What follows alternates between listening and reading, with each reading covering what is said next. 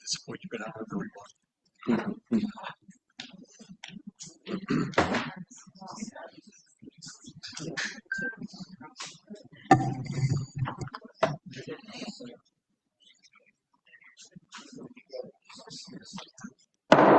Please rise for the Pledge of Allegiance.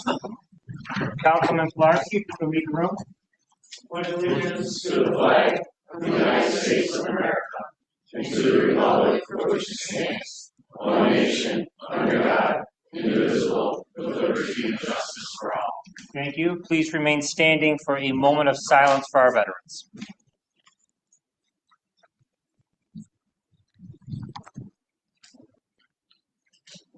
And for the invocation this evening, Reverend Rick Maisano.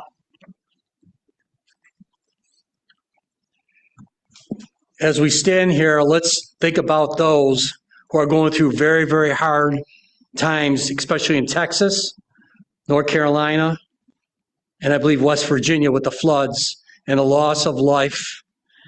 Father, we just ask, Lord God, that you be with the families, especially the ones, Father, who lost loved ones through these floods and these catastrophes. Lord, even though we're up here north, we know what it's like with snowstorms and everything else. We have had our share too, and people were praying for us, and we're praying for them, Lord, because we're all one in this country. We ask, Father God, your blessing here tonight. As we stand before you, Lord, at this town board meeting, we pray, Father, that all things will be done in order, and Father God, that people will express themselves. But Lord, that Father, that the right decisions will be made tonight as we have the public hearings and the rest of the agenda.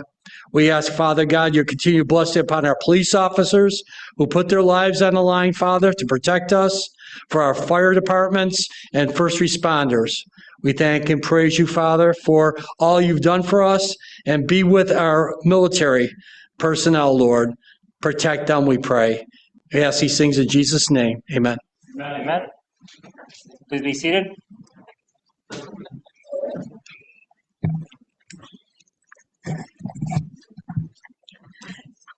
Councilmember Barbara Bukowski. Here.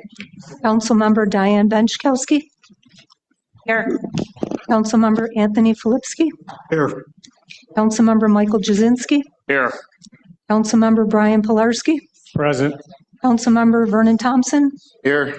Supervisor Brian Nowak. Present. All are present. Right. Next order of business on our agenda is presentations for new business. Do we have any this evening? Okay, there are none, so we will move forward to our public comment period. Let me read the statement first. This is an opportunity for residents to comment on matters involving the town of Cheektowaga. Each speaker may speak only once. Each speaker shall be limited to a maximum of 3 minutes speaking time.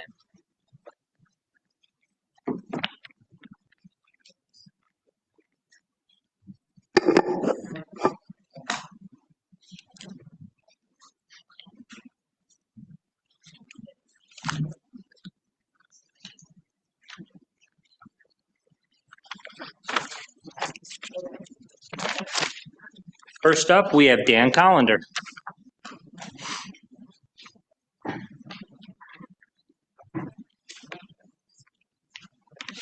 Good evening. I had the pleasure of going in front of our Board of Assessment Review again, and once again I struck out with them. So that's like 5 times now. It's ridiculous. They tell me I give them 8 different comparables. They tell me my data was incomplete. They tell me I didn't have enough data.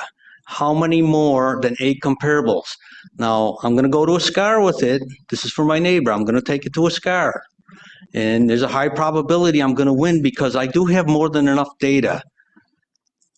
I'm going to say it again. I said it before. The bar needs to be terminated, fired. They're incompetent. They don't know what they're doing. They have a one-track mind. that all they want is sales comparison and they don't want to look at the law that says you can use other types of comparables. I proved without a doubt that the numbers are arbitrary and capricious using one of the 5 different assessors we had this year's numbers who signed off on the numbers, which means they are sworn to be accurate, and yet the bar didn't seem to agree the numbers were accurate. They said my data was incomplete. Thank you. Thank you. Next up, we have Jared from Nixon Peabody. Good evening, members of the board. Jared Lusk with Nixon Peabody. I had submitted an application on behalf of Verizon to change 2 antennas at 4325 Genesee Street. It's an existing wireless telecommunications facility on the roof of the hotel. We are literally unscrewing 2 8-foot antennas and installing 2 more. It was placed on the agenda apparently erroneously tonight. But again, given the nature of the project and the fact that it's an eligible facilities request and the board, I know it wanted to wait for comment, but as I think your town attorney may be able to tell, regardless of what the Niagara Frontier Transportation Authority or New York State DOT may think about, again, simply replacing the existing antennas there with 2 new antennas, the board is obligated to approve the project and there's no discretion. So because it was placed on the agenda, apparently an error tonight, I came in from Rochester for this, again, simple application to replace those 2. I was asking the board for mercy in an effort to, given the nature of it and the normal circumstances, whether the board would keep it on the consent agenda and approve it given the rare situation with the project itself. I know wireless telecommunications require a special use permit, but again, this is an amended special use permit simply to replace 2 antennas with exactly the same size antennas that are there. It's just like changing the printer at your house. So I'd appreciate the board's indulgence if they were willing to proceed. Thanks for your comments. And as we discussed very briefly earlier, I'd be willing to take this to a town attorney to hear his opinion on it.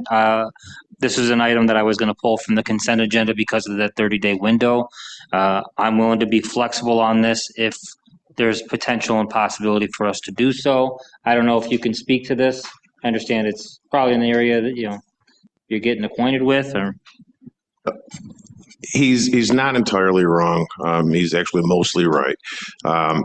The problem I have is in the event that they come back with negative comment, there is the possibility that we would need a supermajority in order to ignore their suggestions, even if it's telecom. At least that's my understanding on it, Mr. Luck. If you think I'm wrong, please say so. But I'm not saying that it wouldn't get voted on, I'm saying, or even passed. I'm saying that the number of votes that are necessary to pass it, if we get negative comment on our 239M, would be, I think in this case, 6 out of 7. It's either 5 or 6 out of the 7.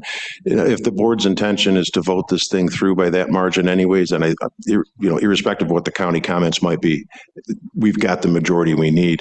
If they had issues that we wanted to address after we heard what those issues were, I'm with you in my thinking that it's very unlikely that they're either going to answer or say anything that is of consequence to these proceedings. So I wouldn't have a problem with you going forward, only as long as you know that there's the possibility that if they come back with something and they want changes or have comments that are negative to going forward, we might have to address it again. If we have the supermajority, we'd end up with the supermajority on a second vote, but because we didn't give them the full 30 days, we could be required to vote it again. That's my understanding of the chronology of that. thank you. We could take this up when the resolutions come up later on in the agenda to get into details, but we hear you. Last on the list for public comment is Amy Lombardo.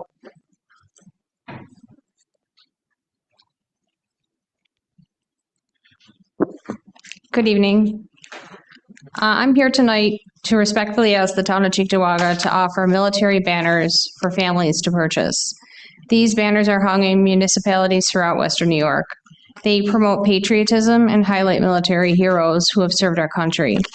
They bring the community together and they instill pride. Banners would be offered for sale to the community and possibly bought by family members or friends to showcase their loved one. We would ask that the town would hang the banners and take them down, but the actual cost for the banners and materials would be paid for with the sale of the banner. We could advertise the sale on websites, social media, and in the newspaper. If the town would be interested in forming a committee, I'd be happy to be a member on it. By getting started now, we could have our town all decked out in the spring. I have many people who have expressed an interest to assist with the program and think it's time that we had something to honor those who have served our community. Thank you for your consideration. Thank you. And in response to that, Councilmembers Pilarski and Bukowski are our town board liaisons to our Veterans Committee. We can begin the conversation with the town board with the two of them if they're so willing, and I'm sure they'd be happy to discuss this more and try to make something happen. Okay, thank you. All right. Moving on. Next up is our public hearings for this evening. The first of which is for 2345 William Street.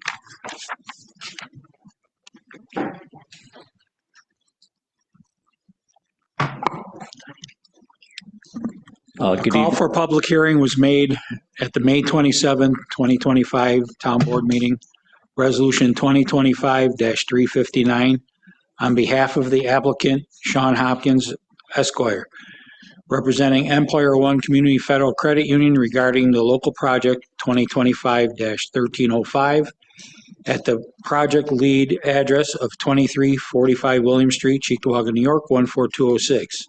SBL 113.62-3-4.1 for the purpose of 3,920 square foot administration building for offices and record retention, plus additional site improvements.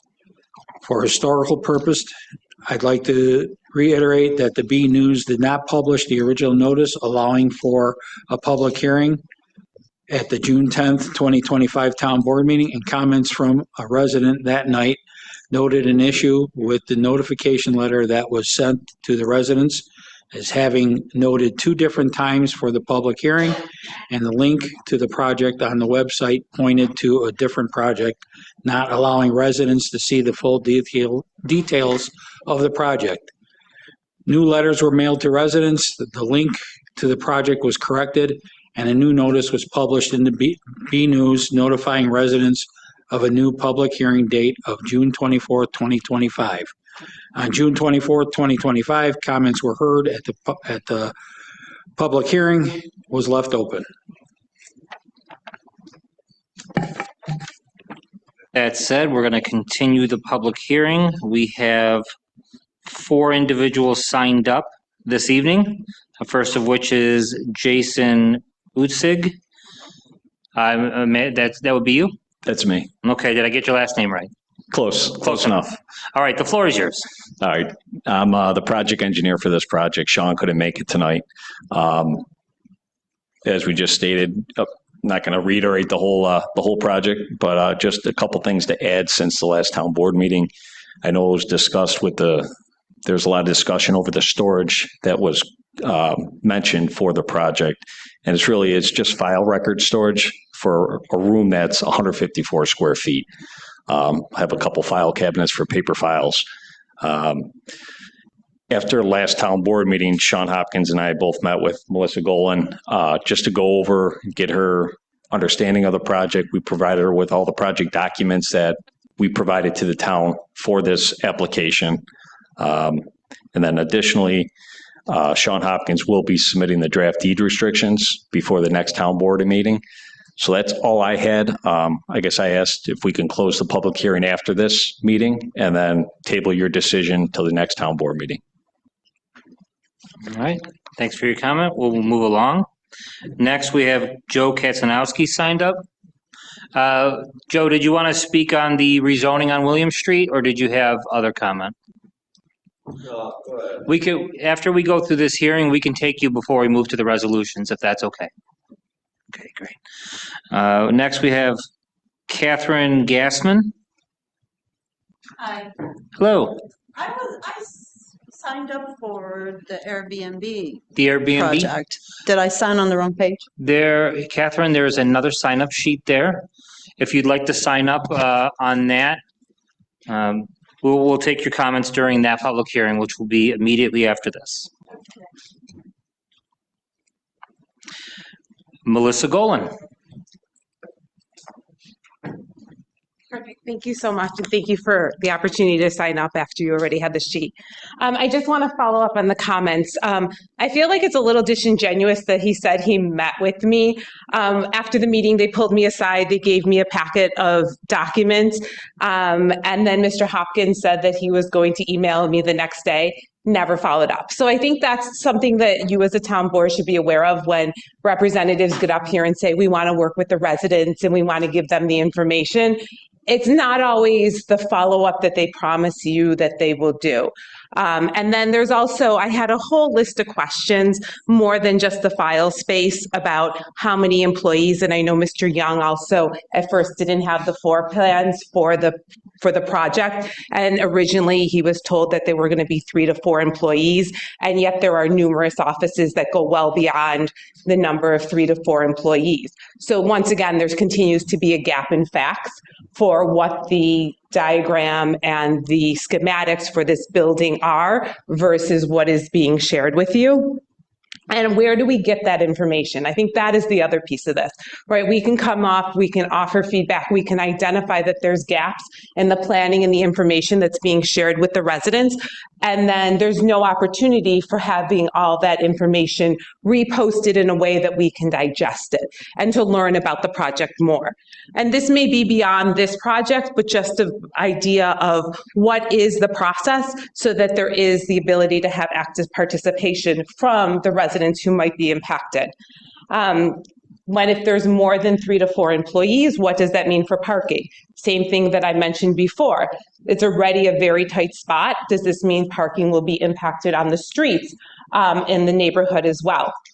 And then finally, I know Councilwoman Beczkowski mentioned about putting restrictions on what that special use permit would be. And I love that idea, but what would be the scope of those restrictions and how limited would that special use permit would be? And going to what happened with Tim Hortons and where there was the potential that the special use permit didn't matter, things could be grandfathered, where can we get some of that detail to ensure a long-term restriction on that property versus loopholes that can be found in the future? Thank you. Do you have anybody else that would like to speak? I'll sign you up. Yes, please. Now spell my last name. Sir, this is a public meeting for all the residents here. Look at around here, the residents here.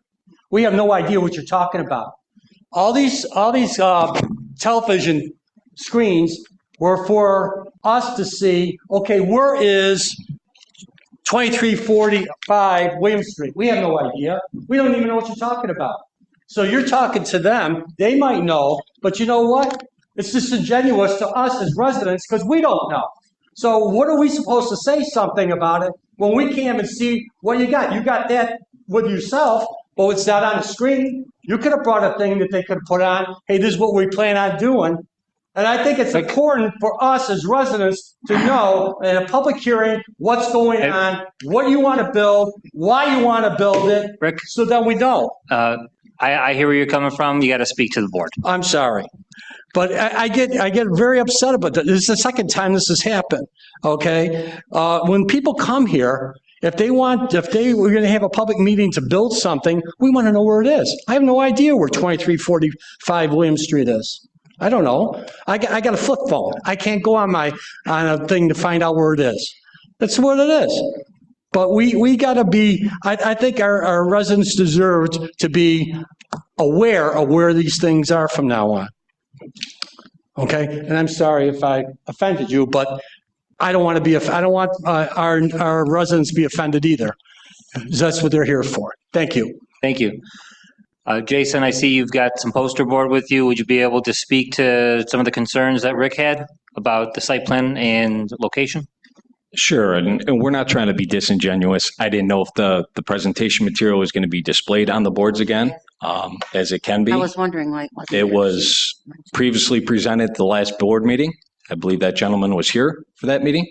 But if you want, I can give a brief presentation again, if you want to put up the site plan, which is a C101 drawing. So Empire One Credit Union is looking to construct a 3,920 square foot administrative office building with minimal record storage at the location shown. We're proposing to add 14 additional parking spaces. There's 10 employees that are proposed for this office building, CEO, COO, and some other administrative offices. We're proposing to put landscaping, high impact landscaping around the south side and the east side along Chrisfield.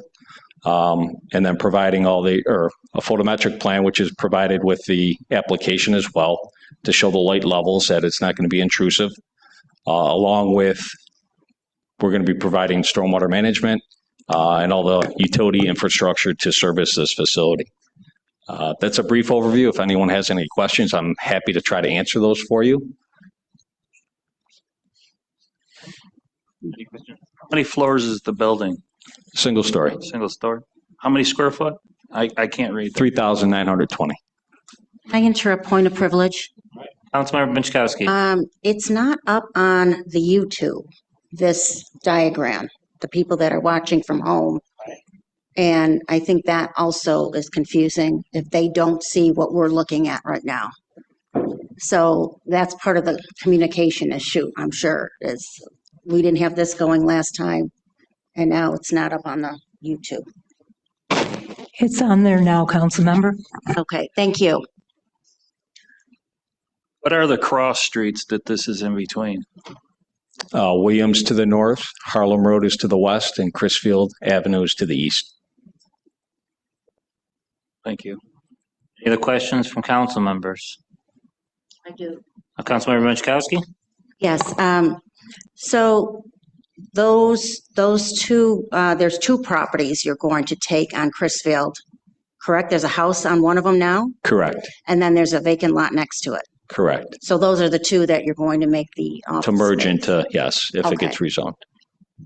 And yeah, I see you have trees around it to kind of be a visual barrier, is that it? Correct, for the neighbor to the south, along with a proposed 6-foot fence. And Board where is fence. the parking?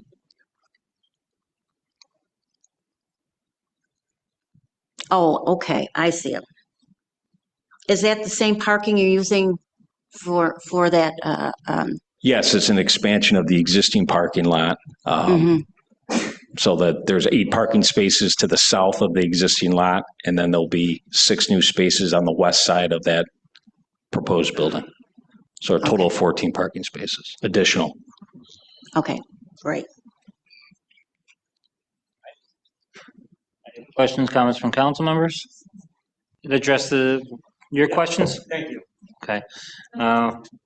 We have, for any additional public comment, I will get you signed in. Well, I saw Wally's hand, then we'll go to Melissa, and then we'll do one last call. So, Wally, you could approach the podium, please.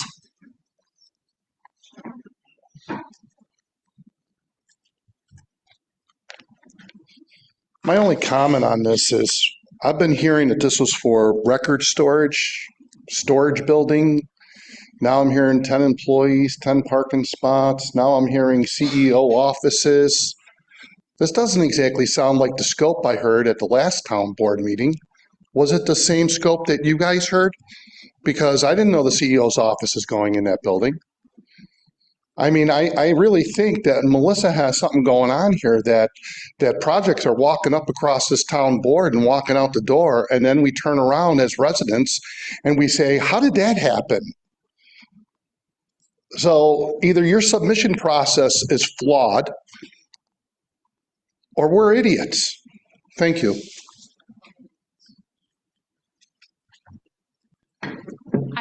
Thank you. I just wanted to address Councilmember Jasinski's question. I know you weren't at the last meeting. And one of the points that I had previously brought up is that this project was presented as 2345 William Street. And truly, it's two addresses on Chrisfield that are being added to an existing project, which wasn't the clearest way to present it to residents, because the way it was originally presented was a lot of the original project from 2022 that was the first credit union building that was presented. And that is the address for the 2345 William. And now they're adding on, what they will be doing is purchasing two new properties, demolishing the existing house and adding a new building. And none of that is clearly listed anywhere as a project scope. And I think for the residents, right, no one is going through 12 schematics from CNS and architectural drawings and trying to put this together. And this is probably an issue that's beyond just this project, but where do we give clear project scopes that talk about the actual action that's going to happen on a site? Not that your average person is going to be able to figure out, wait, it has to be demolition involved with this project to make this project a reality. Like, none of that is listed. And I think that's where clarity and transparency need to be thought about. Thank you. I had one more question. Okay, go for it. So it sounds like that this will potentially consume several properties. Would they be paying tax for several properties? Or are they going to? Can you approach the podium, please? Thank you. Would you be able to speak to Councilman Jasinski's question? And I have a couple of my own. Can you just repeat that again? So it appears that this potential project would span several properties. So would you consume what the current tax would be for those several properties, or would there? I'm just curious to know what type of, if this comes to fruition and they build this building, I'm just curious to know what the taxes would be like, because I could tell you that there's some people living in that area that, you know, are concerned about that as well. I'm not a land use attorney. I'm not versed in that, so I really couldn't speak to that. I wish Sean was here. He'd probably be able to answer that better. But as I said, if we could table our decision, we can answer that question at the next town board meeting. I did have a couple questions. I know, just being the project engineer, were you involved in presentations to our planning board or zoning board for the scope for this project here, or was that Sean at those levels? No, I was involved with those. You were involved in those? Yes. So the question came up about the number of employees in the building and the uses for it. And again, I know you from an engineering perspective. Right. So being involved with planning and zoning board, do you have a recollection? Can you talk to us about how that building was presented at those levels at planning and zoning, about its use and number of employees? Well, clearly on the site plan drawing, there's a table. That's the landscape plan. But on the site plan drawing, there is a table on there that has always spelled out the number of employees, and that's been 10. Mm-hmm. And it's always shown the parking spaces of 14 additional spaces for these 10 employees. But as far as the planning board presentation, it's been noted. We talked about the architecture to try to fit in with the residential neighborhood with stone facade and shingles and everything. But I think we've been clear at the previous planning board and meetings and environmental advisory committee board meetings that we've attended. I appreciate that. And those parking spaces would be on the northern property of the two properties? It'll be on. So what's address 282? Yes, I believe that's the northern address that we're acquiring. Okay. So it's on the north side of those properties, and then the east side of the existing parking lot that's there. If you want to pull that over, I can show you again. Or if you pan over to the west side, or I can approach you guys and sure, that would be great. Thank you. So this is the existing facility that's built right now. Right. Here's the parking, the asphalt parking lot. Mm-hmm. So we're proposing 6 spaces along this side, each and those space is along this side. So it's an expansion of this existing parking lot to provide the okay. Just as a note, If you can approach, please. all of the original drawings were not available at the first meeting. And then once the architectural drawings were added for the June 24th meeting, the elevation, the site, actual building, how many offices and locations, none of those drawings were available online for the public to see for the 24th meeting. I received a hard copy of them, and then they were subsequently added to the website after. So once again, it's piecemeal to figure out the logistics of this project, because you can even go on the website today with the schematic and see that that's information was not added until after the meeting on the 24th. Thank you. Thank you.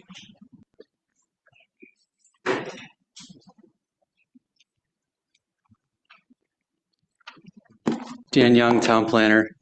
Just to clarify, when it comes to development review, the required documents for submission are a site plan, a landscape plan, a lighting plan, and a survey. Does not require the floor plan as part of the submission. And that is for a major action. A minor action just requires the site plan and a survey. So just for the record, and everyone has clarification on what's required when it comes to development review. I had one question for you, Dan, the parking. Yes. Have there been changes to the parking since this project has gone through planning and zoning to today? And if so, do you want to comment on the nature of the changes? Parking, no. There have been no changes from, let me clarify, from the original build out to the proposed, yes, there has been changes. There's been an expansion of parking between the facility that is on site and what is proposed with the new facility. An addition of spaces? I'm not going to ask exactly how many. I don't mean it to be gotcha. Yes, there is additional spaces from the credit union. Okay, thank you. Okay. Could I ask Dan a question? Yes. Yeah, Thank absolutely. you. Regarding the zoning amendment we're going to do Yes. to see retail, did you put anything in this resolution stating that it would Yes, go back to residential if it was ever sold? That is, so the way that would work, there is draft language in there pertaining to the town needing to accept the deed restriction as a condition. Under the deed restriction part? Okay, I wasn't sure if that Yeah. was. Now, whether that would revert back, that's something that the lawyers would have to figure out. But if the project were to not go forth and no permits were pulled within a year, the parcel would revert back to residential. Okay, but if it was less than a year and somebody came in, they could open up a store. Based on land use law, that's correct. That's my if you guys problem. were to rezone the property, yes. Okay, and that is on tonight, the rezoning of those parcels. And Yes, there's an that's a environmental review resolution, a zoning amendment resolution, and a development review resolution for consideration. Right. So I guess we're gonna have to figure out some language to put in there if anybody else is on board with this as far as reverting back to residential if it was sold. That's something you guys have to figure out. Okay, thank you. Okay. Any other questions from the board members at this time? We're all set, thank you. You're welcome. Oh, Can I speak again? Just real quick. sure. The podium is yours. Thanks, Frank. Just as I noted in the beginning, we're asking to table the decision to the next town board meeting so we can submit those deed restrictions for the property. Okay. Yes. Thanks. Maybe, Dan, could you get us some language to put in the actual resolution if we're going to be tabling this tonight? Sorry, I missed that first part. Language regarding Could you get me at least, or the board, some language to put in the resolution regarding the rezoning to reflect the sale and going back to the residential, if that happened? Are you saying return to residential if the project were to not go forth and be constructed? Or if they sell this later, say 30 years, we're all going to be gone. Well, I am anyway. So the first set of language regarding the if the building were not be constructed is already within town code. The second part there, to restrict the land uses. That, I can't fully speak in the legal aspect of that. All right, I'll have to work with the town attorney then to see But exactly it how we sounds can like do that. there's an avenue.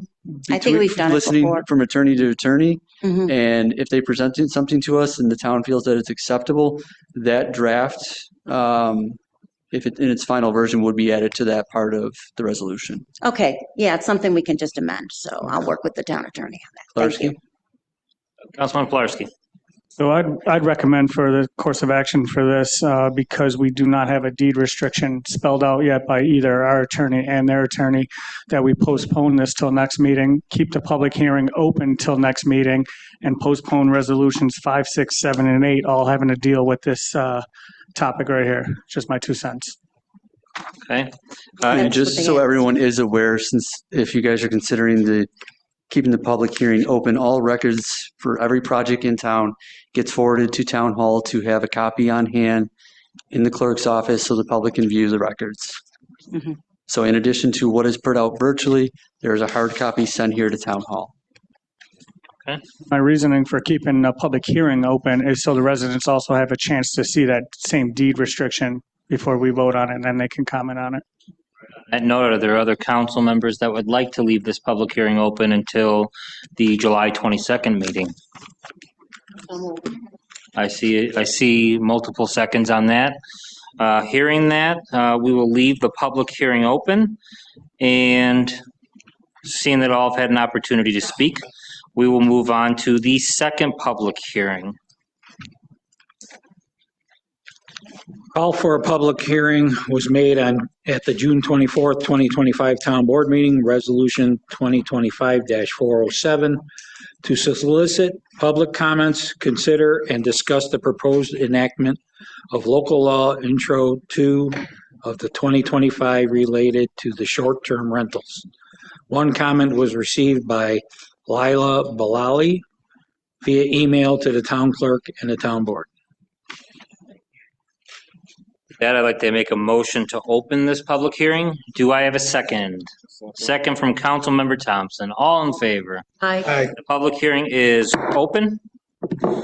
We have 5 individuals signed up to speak this evening, the first of which is Wally Carriero.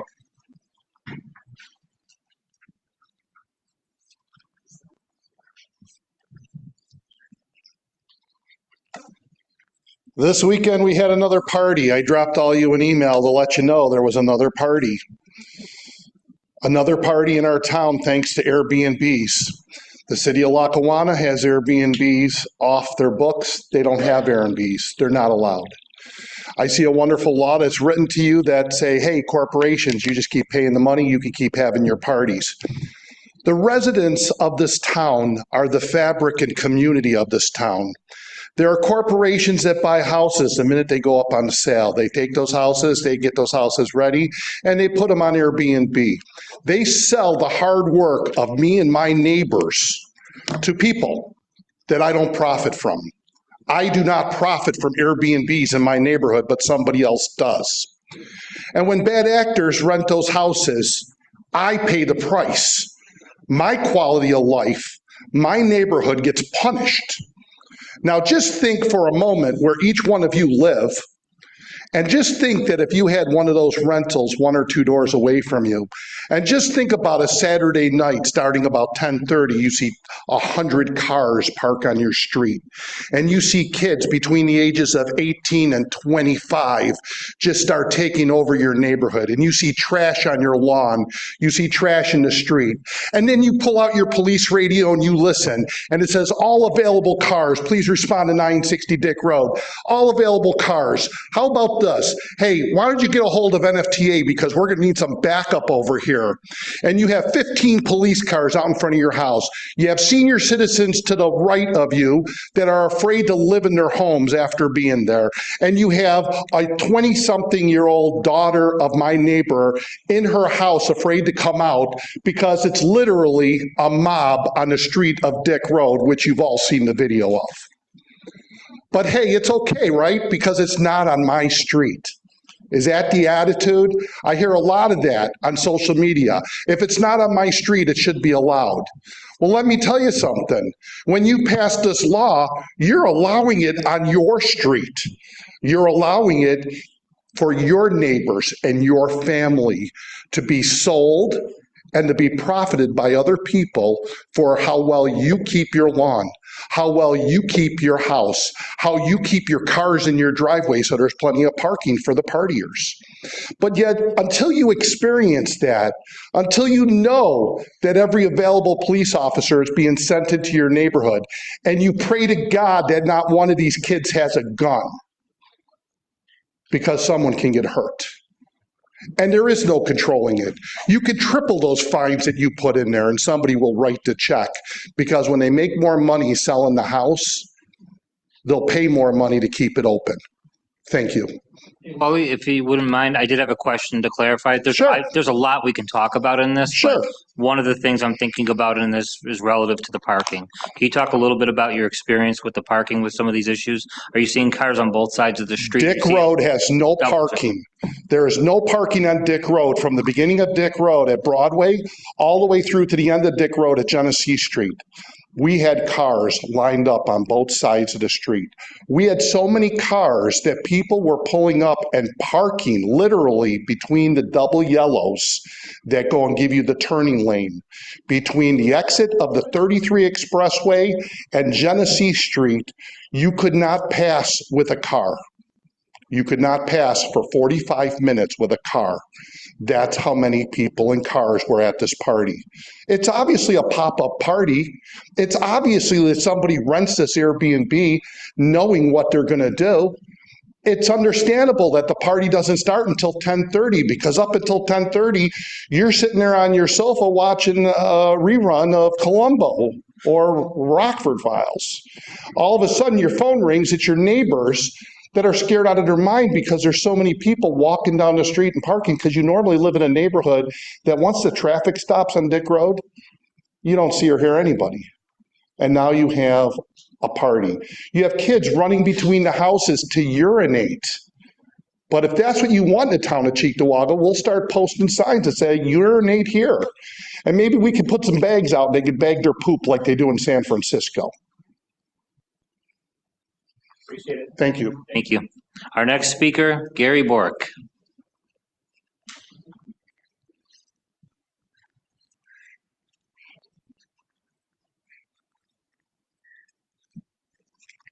Evening. Diane, you're going to be around for 40 years. Don't worry about it. Yeah, Airbnbs are a problem, but it's a minority of them, a very small percentage of all the Airbnbs in the town that are a problem. We do need to get some control over them. My suggestion is that you prohibit all Airbnbs in residential areas, but then allow them to apply for a variance if they agree to comply and first show compliance with the law. I think the law has some things that needs to be changed, but the idea there is that they'd only have 2 years on their variance. If they violate the law during that 2 years period, they wouldn't get the variance renewed and they'd be over with. My kids, 2 of my kids live out of town. When they come in with their families, they stay at an Airbnb. It's very well run, very responsible owner. My kids are responsible. There's no issue. The problem is that owner doesn't know who's going to rent it and what they're going to do with it until they get the call from the police. Hey, there's a party at your house. There's a problem.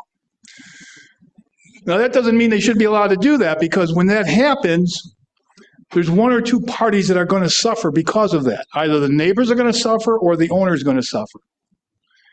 And in the commercial sense, it's got to be the owners. We can't put the onus on the neighbors. So we do need a good, effective law.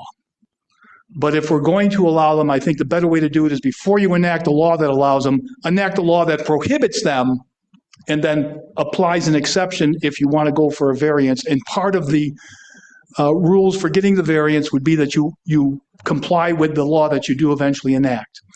The other thing on the law that you're proposing, I would suggest, is that it have a provision for enforcement by residents within 1,000 feet.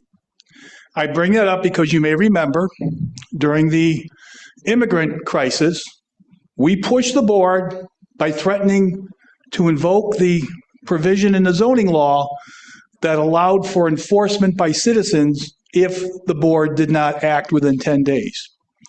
And when those letters came in and those threats came in, eventually you did act, and I think that was part of it. And we might have the same situation here, which for whatever reason, our police force might not be able to respond to a particular Airbnb issue.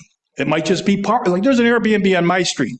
The only problem we have with it most of the time is a parking issue. They bring in these huge trucks, commercial trucks. They're not allowed to park there. We have difficulty getting the police to enforce that. They have other things to do. I understand that. They have other things they have to pay attention to. But if that were to continue, we at least would be able to send a notice saying, if you're not going to enforce the law within 10 days, we're going to start the action ourselves to enforce it. I think that provision should be in this law as well. So that if for any reason the town board is unable to impact it, then at least citizens would have the option for those that are very seriously impacted by it. But I'm not against all Airbnbs. I am in favor of devising a way to control them and then get rid of the ones that become a problem, not because of the owner, but because people happen to rent it and violate the law, and the owner's got to suffer that detriment because of it. Thank you. Gary, quick question. You mentioned prohibiting but allowing variances. Is there a law that you're aware of as an example of that? Prohibiting what? The way you're talking about this, where you prohibit outright and then issue variances. Yeah, zoning does the same thing. So is there a city or a municipality that's doing? No, I have not found one. Okay. But we do the same thing with the zoning law. Okay. We have a zoning law that says you can't put a driveway within 5 feet of your neighbor's property, but you can go get a variance to do it. You've got to comply with certain requirements of the zoning board of appeals. They don't want it right up against the edge. They want you to have at least a foot, make sure there's bushes there so you don't scrape. So there's things, so you can do that. You could devise a law that says no Airbnbs in residential areas. However, existing ones and even new ones can apply for a variance. And part of the requirement to get the variance is you've got to comply with whatever law you eventually enact. And then if they violate it during the 2-year period, they just don't get their variance renewed. You don't have to bring an action against them. They just don't get it renewed. They're over with. Thank you. Next speaker is Bonnie Dwyer.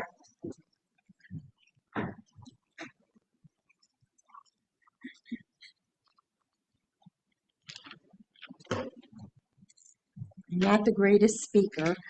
Hey, Bonnie, would you be so kind as to pull the mic down? For short people. Okay, my name is Bonnie Dwyer, and I have an Airbnb right next door to me. This started out when the property was sold. On October 30th of last year, after a summer of hell, quote unquote, for the neighbors, which are mostly senior citizens that live in our neighborhood.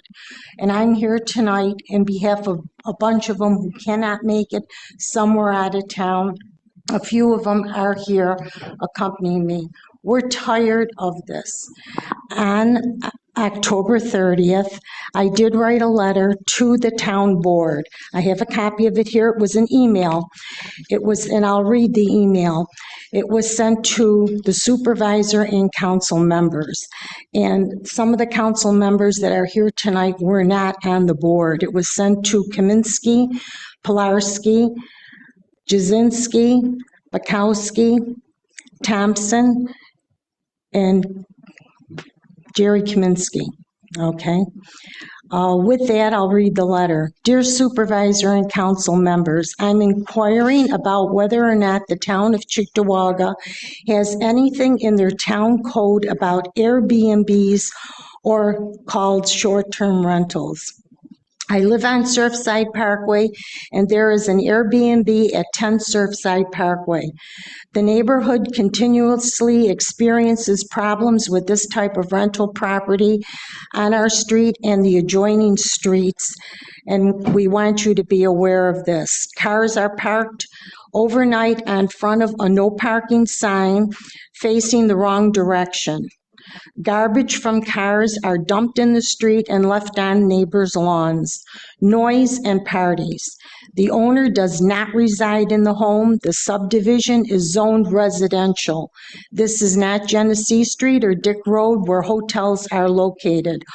Hotels need sprinkler systems. They must carry liability insurance, security for guests, and conform with the health department, state and local laws and regulations. Hotels do get charged a bed tax and it's collected from guests, along with Erie County sales tax.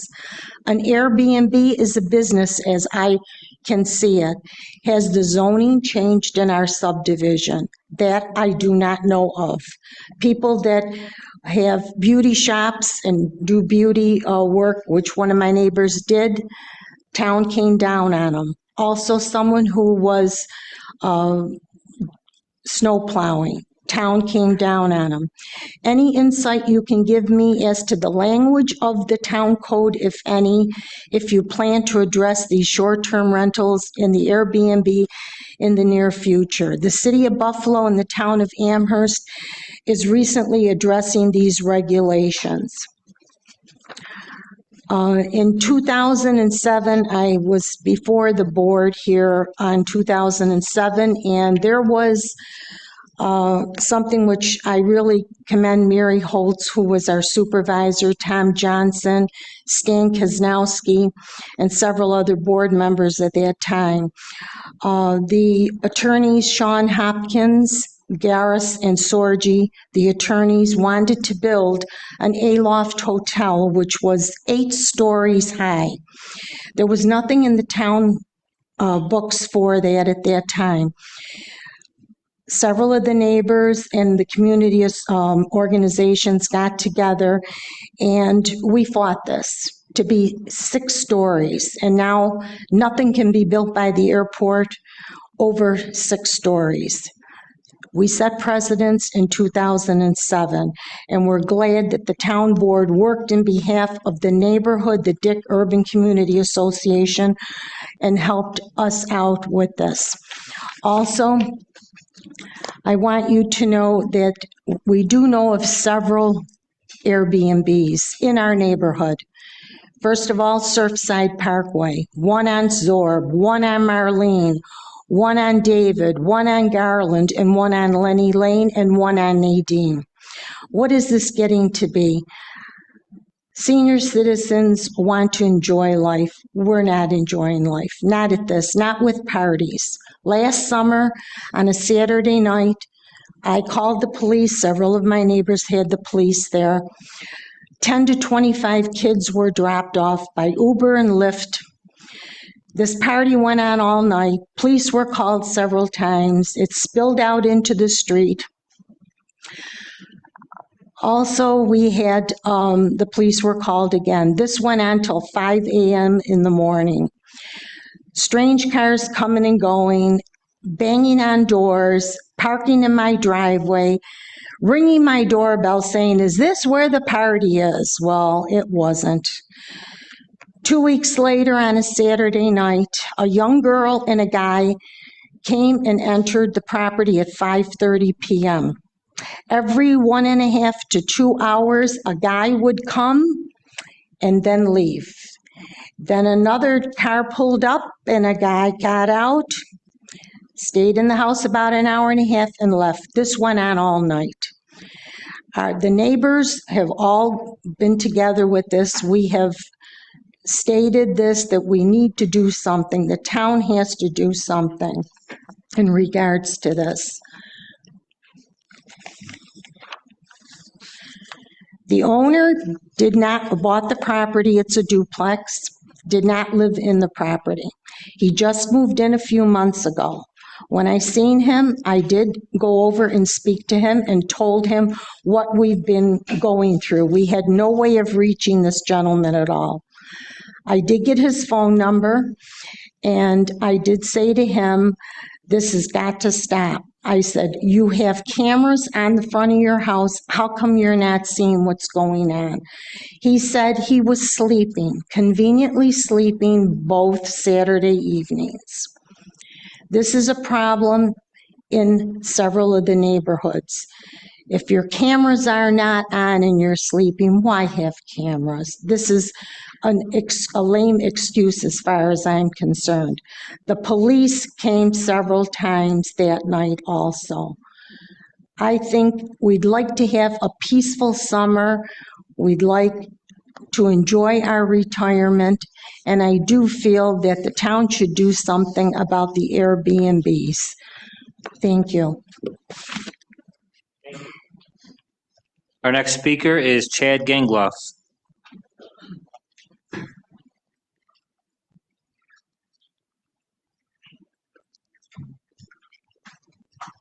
Good evening, everyone. I just want to say a few words. I'm here with my wife, who here behind me. We have been running an Airbnb here in Cheektowaga for the last 7 years. It's been going very well for us. We get along great with our neighbors. We've done a lot of improvements to our property and keeping it up for. We take a lot of pride in what we do, and so it's a reflection on us. So we make sure that neighbors are happy, the property looks good for the community, and so it concerns us when we hear some of the stories of some of the bad hosts or owners in the area, and not just the area, all over the country, the world. We get some of that, and so we cringe when we hear that because it gives us a bad name. And so rightfully there should be some sort of regulation. Totally agree that it can't just be a free-for-all for everyone, but we also don't want to be in a situation where there's some bad eggs that ruin it for everyone, and that we don't want to be in a situation where a couple bad things happen and there's an outright ban of things, and just full-on restriction. So just wanted to say that the way that we run our property, like I said, we take a lot of pride into it, and we live in the property as well. It's a duplex, so it's owner occupied, and so I also feel that there should be some consideration for owner occupied properties. Us being there, we can sort of manage the property, what's going on, who's there, who's coming in and out. We're much more involved in the process on a daily basis to be able to monitor those types of things. So I think if when there is regulation that is put out, that there should be some sort of exception or difference for owner occupied properties as well. But in terms of what others have experienced in the community, absolutely, that's not something that we would want to see happen with millions of cars in the street and people roaming the neighborhoods, ringing the wrong doorbells, going to a party. Absolutely, that's not what we're about. But we feel that we should be able to continue operating our Airbnb as we currently are, because we're very responsible in doing so. Can I ask you a couple questions? Sure. About the relationship you have with the app? Yeah, Feel absolutely. free if you don't have an answer, you don't want to, it's all right. Do you operate your Airbnb on any apps besides Airbnb proper, like things like Vrbo? Or are there others? We are on Vrbo as well. Okay. And can you talk a little bit about the qualifications you have to meet or the things you have to do to be allowed to operate on the app? Because some of the concerns we're hearing from the public is homes are being used for parties and just things that are disrupting neighborhoods. I imagine Airbnb wants to preserve its reputation in some manner or form. So sure. What do you have to do to be allowed to even market your property on the app? It was 7 years ago that we started. So when we first started the process, when we first came on, is a little hazy, but I know there was a background check on the owner. And then they have certain requirements on like what safety features your home has and things like that. There were some pictures that you would have to take to show that was there as well when signing up. But like I said, that has been a little bit of time since that happened. So the actual sign up process, I don't recall exactly what it is, and it may have changed since then, but that I know that there was like a background check and that sort of thing at the time. Appreciate that. Thank you. Yeah. And so we're on Vrbo as well, but most of it comes through Airbnb, and we get families from all over the world and the country. We get a lot of families that come in from New York City. We have a pool and a hot tub in our backyard that they come to enjoy. So their families and kids are coming to the area from New York City, and they really enjoy having the yard, and the town, and going to Niagara Falls is a big hit for a lot of people. So it's nice to be able to bring people in from out of the area into the area. Great. Thank you. Absolutely. Our final speaker is Catherine Gassman. Hi. Once again, now I'm in the right place. Thank you. So I am a Airbnb homeowner. Good evening to everybody. My name is Catherine, by the way, and I'm 66 years old. I've lived in Cheektowaga for many years, and for the past 5 years, I've been a responsible short-term rental host. Hey, Catherine, can you move the mic just a little closer? Not coming through? Better? That's good. Thank you. Okay. I've welcomed over 2,000 guests in my home, and I've never received a single complaint from any neighbor, nor have I ever had guests hold a party or engage in disorderly conduct. I believe this is due to my comprehensive house rules, which I require every single guest to read before booking. This additional income has allowed me to age in place, helping me pay for my unpredictable and increasing property taxes. Without this income, I'd lose my home. But the proposed rules, especially for the off-street parking requirement, would shut me down. My home doesn't have parking spot for every bedroom and never needed to before.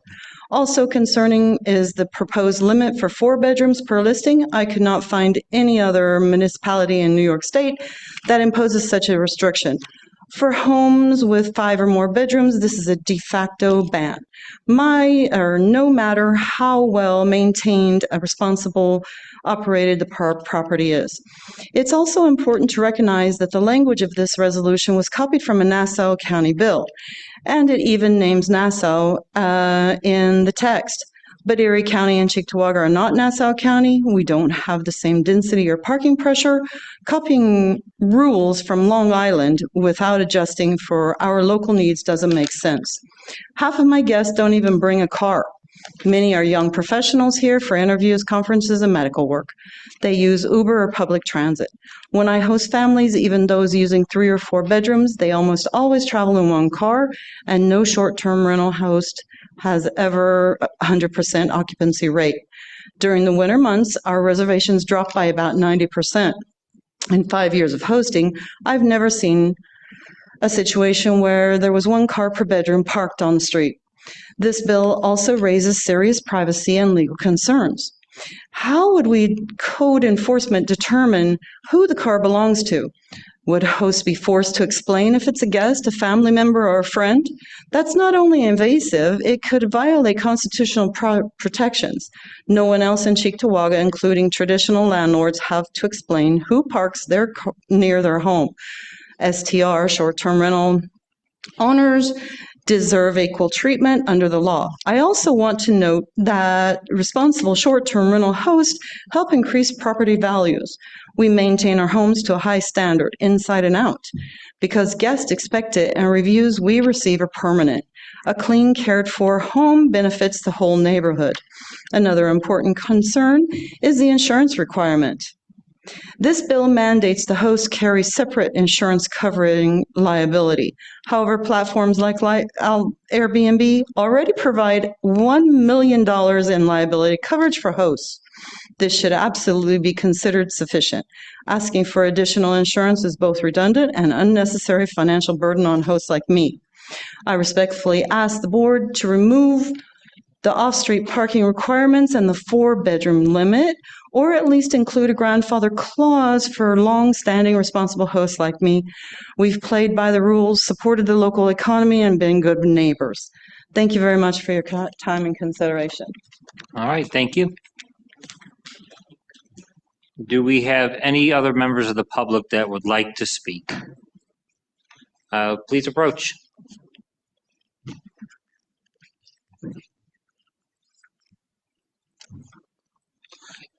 If you'd like to provide name and contact information, you can do so here.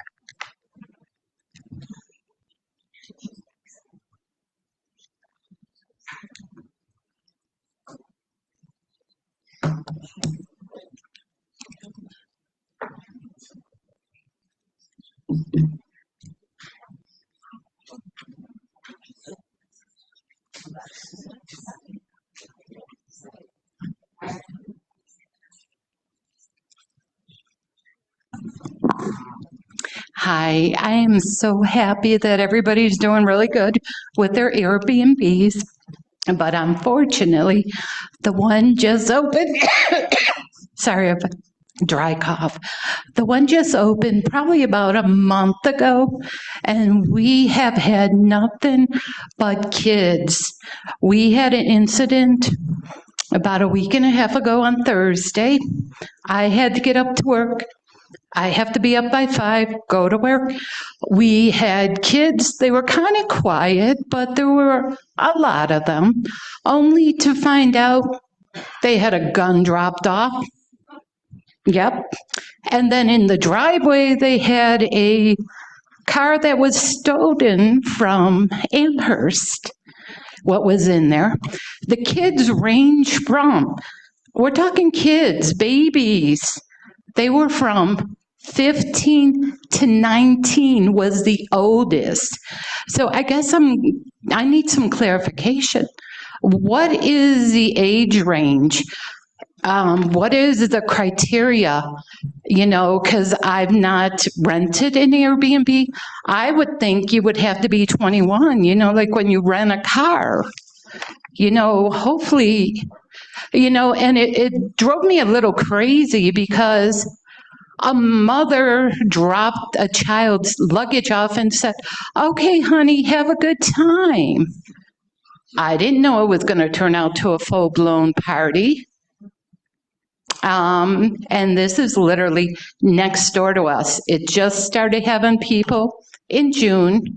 We had several minor little parties, not too much, you know. I have children, you know, have fun, you know. But when you affect my daily life, this is when it becomes a problem. You know, we heard everybody say, hey, our Airbnb, you know, everybody's, you know, real nice. We don't have any complaints. Unfortunately, my Airbnb right next door to my house is a problem. One of the first ones, probably about 3 weeks ago, the week before the gun incident in the car, the girls are running around yelling, I'm a virgin, I'm a virgin. And then the other one's yelling, hey, I thought you said you were pregnant maybe. But, you know, this is just craziness. We have, not that it's anybody who's renting Airbnb, but we have two amazing bigger dogs. Everybody loves our dogs. But now we're afraid to let our dogs outside back, which is fully fenced in backyard. They have their license, totally perfect dogs for what a dog is. I mean, and we're afraid to let them out there because these are two properties. There's a front house and a back house. Because the one out smoking, it's like, oh no, is this dog going to jump over our fence and bite us? We're like, the dog's just running around in circles? No, I'm going to say no. But we do worry that what if they're afraid of these dogs and you're bringing guns and my son's room's on the first floor? What if they would have went off by accident because you got 14-year-olds and 15-year-olds sitting there partying and having guns? I know there was definitely one. I think there was a second gun, but you just don't know. And if they could clean up their act or put some where there's adults definitely going to be there and not allow these parties, that would be great. Because like I said, for the month of June, there was just teenagers in there. We came home the one day and they're having a huge, I think probably graduation party with the little big water slides. Kids are running all over, up and down the, be kids, enjoy it. That, I don't care, yell, do, you know, have your fun. But when they're bringing this other craziness, I don't want it. And I'm hoping we can come to a resolution where we can figure out how we can help prevent this. Because like I said, I had to get up at 5 o'clock the next morning to go to work. Nobody's going to pay my salary, at least not the Airbnb person that's not living on spot. I'm not quite sure where they live, but we had no heads up that an Airbnb was coming. Nobody asked us if we wanted an Airbnb. It just showed up, and these people. That's pretty much all I have to say, because like I said, we're at the point where me and my husband, and I were like, we might have to move because I am not going to put up with another how many months like we had to for June. It was unexcusable. Thank you for listening. Have a good day. Thank you. That, I had discussions with a couple council members earlier, and we'll start with Councilmember Benchkowski, go to Pilarski, and then Jazinski. I did see a few people on YouTube wanted to comment. Yeah, all right, so there were a whole bunch of them that just came in, so I'm trying to find the ones that I had it ready. Okay, here for public comment. Airbnb by default has a no party policy and blocks requests that they think may be a party risk. How many non-Airbnb parties do the police respond to? It's more than parties at Airbnbs. It's more than parties at Airbnbs. And then someone else said, all that has to happen is that the host is reported to Airbnb and they will be banned permanently. So these are good to know. So I have those two comments from the YouTube. Pilarski? All right, just so on this topic, come straight out and say I'm pro Airbnb. I'd be a hypocrite if I said I wasn't. I stayed at them and I probably will stay at them when I go out of town again. But there's a big difference between responsible home ownership and irresponsible home ownership. And we've heard both sides of the coin today. You know, ones that are right next door to you that are irresponsible. We've heard those that are responsible and those that rely on the income for it all as well. I've heard, hey, have it in your backyard. Well, it's literally right in front of my house. We've got one directly across the street from me, double, side by side. It's an Airbnb. It's been there for 2 years, going strong. They recently just rented it out starting last week to full-time tenants, but it was an Airbnb for 2 years, 0 issues there. I've been blessed and lucky that I have not had one of those horror homes next to mine. If I did, I'd also be calling the police as well and going with that avenue and that approach. There are tools and mechanisms in place while reporting to Airbnb, reporting to the town, reporting to the police to address those issues. I'm a firm believer that we need to regulate these Airbnbs, have a permit process. I've said it numerous times. Maybe it's a 1 year, every 2 years, they apply for a permit. If there's multiple complaints, it gets revoked. If there's complaints and we foresee future issues coming, it doesn't get renewed. We do need something in place to where we've got some bite to this and able to regulate it. Totally getting rid of it, I don't believe is the answer. It's not fair to those that are responsible. Like on the flip side, though, it is not fair that those that are irresponsible, those homeowners have to live with that either. So I think this is a right direction in addressing these issues. I do have some concerns about the language and everything written in this for the 16 pages. There's some items in here that contradict each other. There's different timeframes, 45 days, 60 days, December 31st. There's some typos in here that say Nassau County. There's one in here that stands out to me that says, a permit may not be issued if someone has prior convictions for violations of any federal or state law or regulation of any other local ordinance. I don't know if that is legal or not. I just recall a hot topic discussion for us is the issuing of towing permits and that not being legal, that clause similar to that. Maybe there's some wordage in there that's a little different that makes it allowable. I think we have some work to do on this to clean it up a little bit and polish it up. I think it's a great in the right direction. We've heard from many of the residents and some Airbnb hosts, but I'm not in favor of just completely getting rid of it. I think we should clean this up. Councilman Jazinski, floor is yours. I stayed at an Airbnb and it was actually a very pleasant experience, but it was also in a state that strictly enforces the rules of Airbnb. We talk about laws. What did laws do to the fentanyl crisis we have in this country? We talk about laws. Are we going to put citizens' safety over profit? The laws are only as good as they're strictly enforced. A lot of good ideas were kicked around about, laws and, ordinances or whatever. But the problem is that one bad apple spoils the whole bunch. They raised the drinking age to 21 because people were abusing alcohol. So it sounds like that there's possible board majority that's in favor of Airbnbs. And if that's the case, my suggestion would be for the people that do have respectable Airbnbs that typically have pleasant, experiences with them, that they would form a committee in order to police it and hold the people who have these Airbnbs, hold them accountable, because the only way it seems like any type of accountability is being happened is after the fact, reactive measures, calling the police. So for the people in this town that do have respectable Airbnbs, as I said, I would encourage you to hold everybody else with an Airbnb in this town responsible, and have a committee where you could report it to the town board and the police or whatever.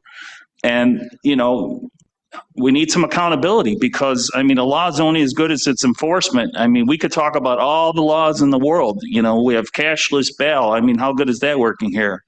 We have a lot of bad laws that just don't work. So, when are we going to put the town citizens before profit? It seems like, we have people coming in and have all these great ideas of putting these structures in here. And when are we going to put the people who are saying, listen, we've had enough, we want to move out of this town, and we have an Airbnb because we can't afford the tax in this town. So which is it? When are we going to say that, Cheektowaga is not for sale?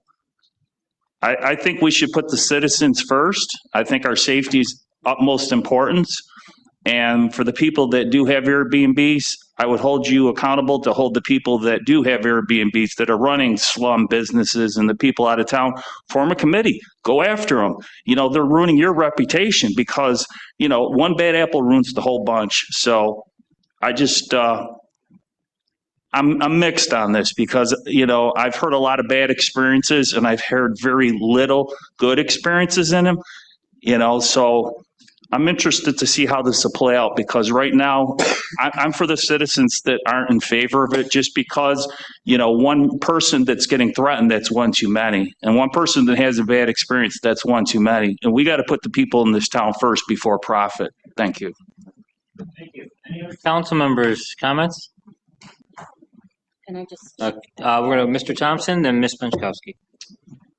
Yes, I am another person who, personally speaking, am in favor of Airbnbs. I've managed them myself and moved into long-term rentals after, hosting Airbnbs. I've had, pretty great experiences. I have had, one big party that, swiftly ended by going to the property. But, I'd be PO'd if I lived, next to anybody who had an unruly party from an Airbnb or short-term rental. A lot of it's probably VRBO. I know it's a little bit easier to get rentals from there. It's not as strict. I think you have to have enforcements simple, like, Gary mentioned and Councilmember Pilarski about, either you apply for it, and if you have complaints against you, it's taken away from you, because there's going to be bad apples in every single group. And, I'm, pro Second Amendment too. And if you have one or two bad apples, you don't outlaw guns. I know that's another extreme, but it does have some similarities in that. I don't think you outright ban them. You need to hold people accountable. And then, you have our state lawmakers who don't let our local police departments hold these people accountable. They can't arrest these people and hold them. We had almost tragic incident yesterday in our town park, and they were arrested and let go because we can't do anything about it. If there's no repercussions, why would you stop doing whatever you're doing? And yes, they're all kids. When you're 14, 15 years old, especially up to early 20s, and not much else to do, and social media, it's easier to meet up and make plans. We all had parties when we were younger, and you weren't disruptive because you knew if you got in trouble, by the police, you were going to get arrested and taken home and you'd be in serious trouble. They don't have that today. So I think not having that, you have to have restrictions to where, you allow them, but you have to, I'm fine with laying the hammer down if people are going to have multiple complaints and don't remedy that situation. So it shouldn't, affect people who are trying to make extra money to support themselves and keep up their properties. But it also shouldn't affect the people who didn't ask for this either. So we have to come up with something, on our end that's, finds a middle ground to be able to protect all the residents, not just one side or the other. Councilmember Benchkowski? I haven't decided yet on my feeling on it. I can make an argument both ways. But these are all good comments. And I think we do have to clean up this law. And I will work on that with the attorney. And I think we all have to take a look at it because it is too redundant. And there's probably things in here that aren't appropriate or illegal now, asking, for the homeowner to have a background check or can't have a felony. And we don't know what the felony that he had was or how long. So we should have all that taken out. Going on Councilmember Jasinski's statements, I think that maybe to start out with, we do a short-term rental commission like we have our traffic safety commission. It's nice that residents can come to the traffic safety and say, look, this is an issue on my street. We need signs, we need this, that.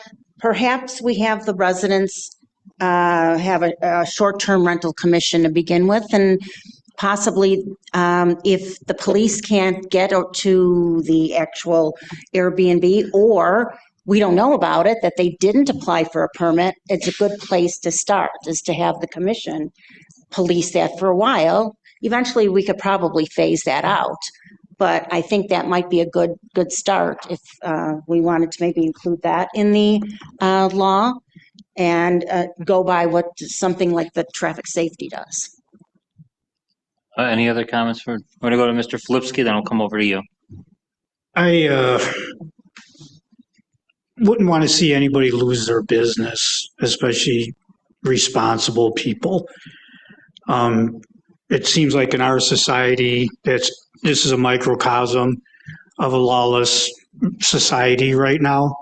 It's cool to be a jerk, basically. I have stronger words, but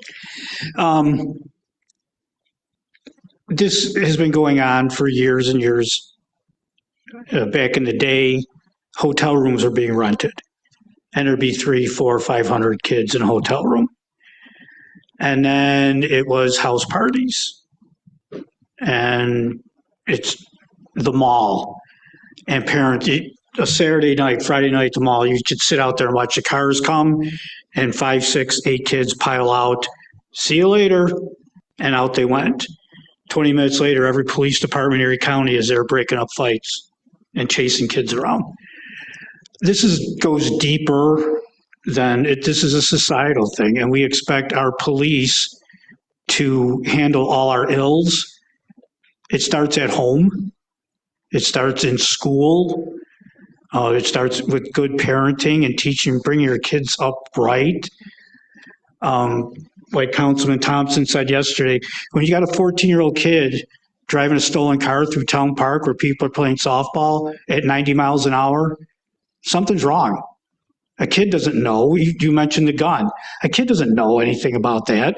They think it's Fortnite or whatever friggin' game they're playing on Xbox, and they're just going to start, That's why nobody gets shot except the innocent people. This goes deeper than that, I think, but I agree, this should be strictly enforced. We had a landlord licensing law that I used back in my day. It was very effective for us. 9 times out of 10, the landlord never knew there was a problem there. But when I was able to get a hold of somebody and call them and say, if I call you again, I'm bringing a $100 fine with me. Guess what? 9 times out of 10, we never went back. So there's got to be some teeth. I think to ban it outright, I think then the next complaint in the next few months will be vacant houses.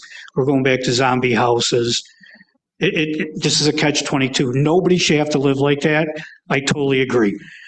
You go on every street now, there are bad neighbors with garbage and cars parked leaking oil all over the place, and just nobody cares anymore. And that's a big problem. But we'll work together and tweak this and get some teeth into it, but I don't want to punish the good people. It just seems nowadays that good people, law-abiding people are the ones that pay, and the people that should don't, and that sucks. And I think we need to turn that around. Pilarski. I definitely like what was set up here. I mean, I'm thinking STR committee is spot on to kind of get that going and input from responsible owners and stuff like that. But I think everybody's correct up here. We need consequences also written into this law. We could have all these rules and all these laws here, and you know who's going to follow it? The responsible one right there, that responsible one right there, not the ones not in this room right now. So we're creating additional hurdles, you know, not to get in the whole gun stuff, but, you know, SAFE Act. You know who's following the SAFE Act? Gun-abiding citizens. The gangbangers aren't. You know, they could give two craps if they got a 30-round magazine that is a felony, you know? So we need consequences also spelled out in this. What does that look like? You know, does that home then get marked for nobody on that property? You know, like the health inspectors came in, or it's inhabitable or something, you know, after X amount of complaints, you know, and their permits revoked. Nobody enters that home. So we also should add some consequences to back us up, because having all the laws mean nothing also if it can just get thrown out in the court because we don't have any. There are some consequences already in here, but we might have to spell it right yes, out. Yep. and we have to make them very, very strong. Correct. Brian and I spoke earlier, I know we spoke earlier about the desire to keep the public hearing open, and there's a lot of reasons for that. So first off, I think we should do that for another 2 weeks. Gives us an opportunity to add language, to tweak things that we have to tweak and move a little further along. I mean, thinking about what we're doing here in terms of regulation, the rationale behind banning these outright would be having hotels in residential neighborhoods. When the zoning codes were done many years ago, all of these homes were residences. And over time, some of them become long-term rental places up until the advent of Airbnb. And with long-term rentals, you had people that were coming in, they'd move in, register to vote, putting the garbage out, cutting the lawn. They became staples in the community, so much to the point that they're volunteering and with some opportunities there, just like a homeowner. On the short-term rental side, what makes that different? Because there's comparisons that come up between a long-term renter and a short-term renter. Your long-term renter is sending kids to the school districts. They may even be volunteering in the fire department, doing those kind of things. On the short-term side, they're there one night, maybe 2 nights, and it's basically dropping like mini hotels on each block. And the use of those homes is much different on the short-term renter side than the long-term renter side.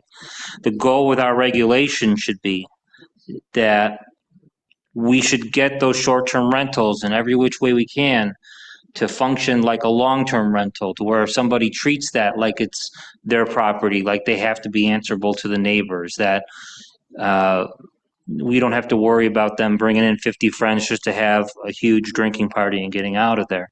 And then we can get a lot of that done between what the apps do already with Verbo and Airbnb and some of those requirements. I think that's one of the advantages of having one of these committees that we phase out. I don't want to see a long-term, short-term rental committee that is adding another layer of government on something that we're allowing.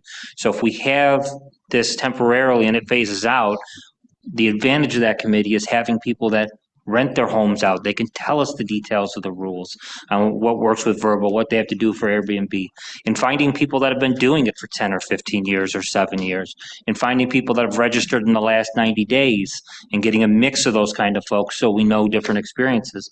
I think whether it's an unofficial committee or an official committee, I think that's a great idea, but I don't think it should be something permanent. And I agree. I think there's a consensus on regulation rather than prohibition. So I'd say we leave the hearing open and move on to the next portion of our agenda. Can I just jump in 1 quick second? Sorry. Guys online are begging us to end this. No, I get it. I kind of disagree with long-term versus short-term for this committee, because within this language here, there is an appeals panel for somebody not approved.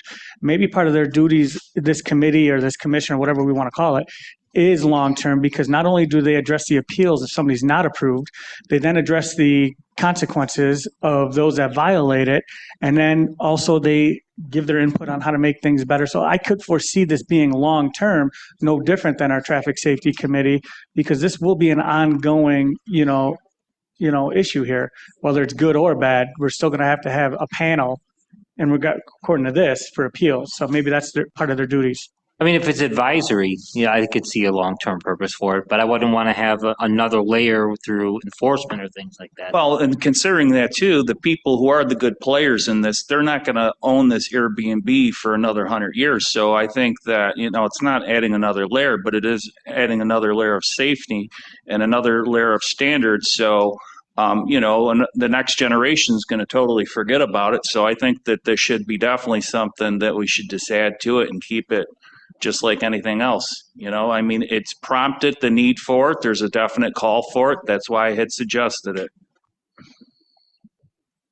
All right, we're going to leave the hearing open and show the online viewers some grace and move on to the next portion of our agenda, which is board discussion.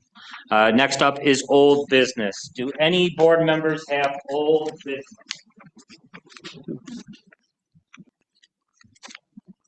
Okay. Seeing none, hearing none, we're going to move on to new business. And Councilman Jasinski, would you like to begin? So I just would like to talk a little bit about town vehicles. If there's any current resolutions or any current regulations where we have to have GPS in town vehicles, because, there's been speculation that town employees have been, leaving the county without board consent. And it raises an issue, So I'm just curious to know, I guess there was a resolution. It probably was prior to me being on the board, and I was just looking to see what the resolution may have been when it comes to town vehicles leaving Erie County.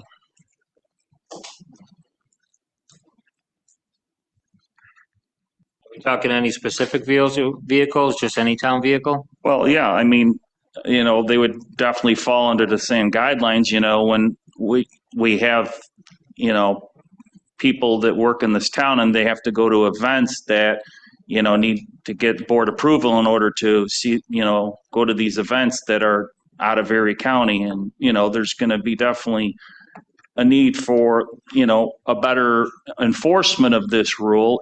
I thought there was, but, there's been some concerns that, town vehicles have been leaving Erie County without consent of the board. The only town board level resolutions I'm aware of, there's one that was passed when I first got on the board in 2018.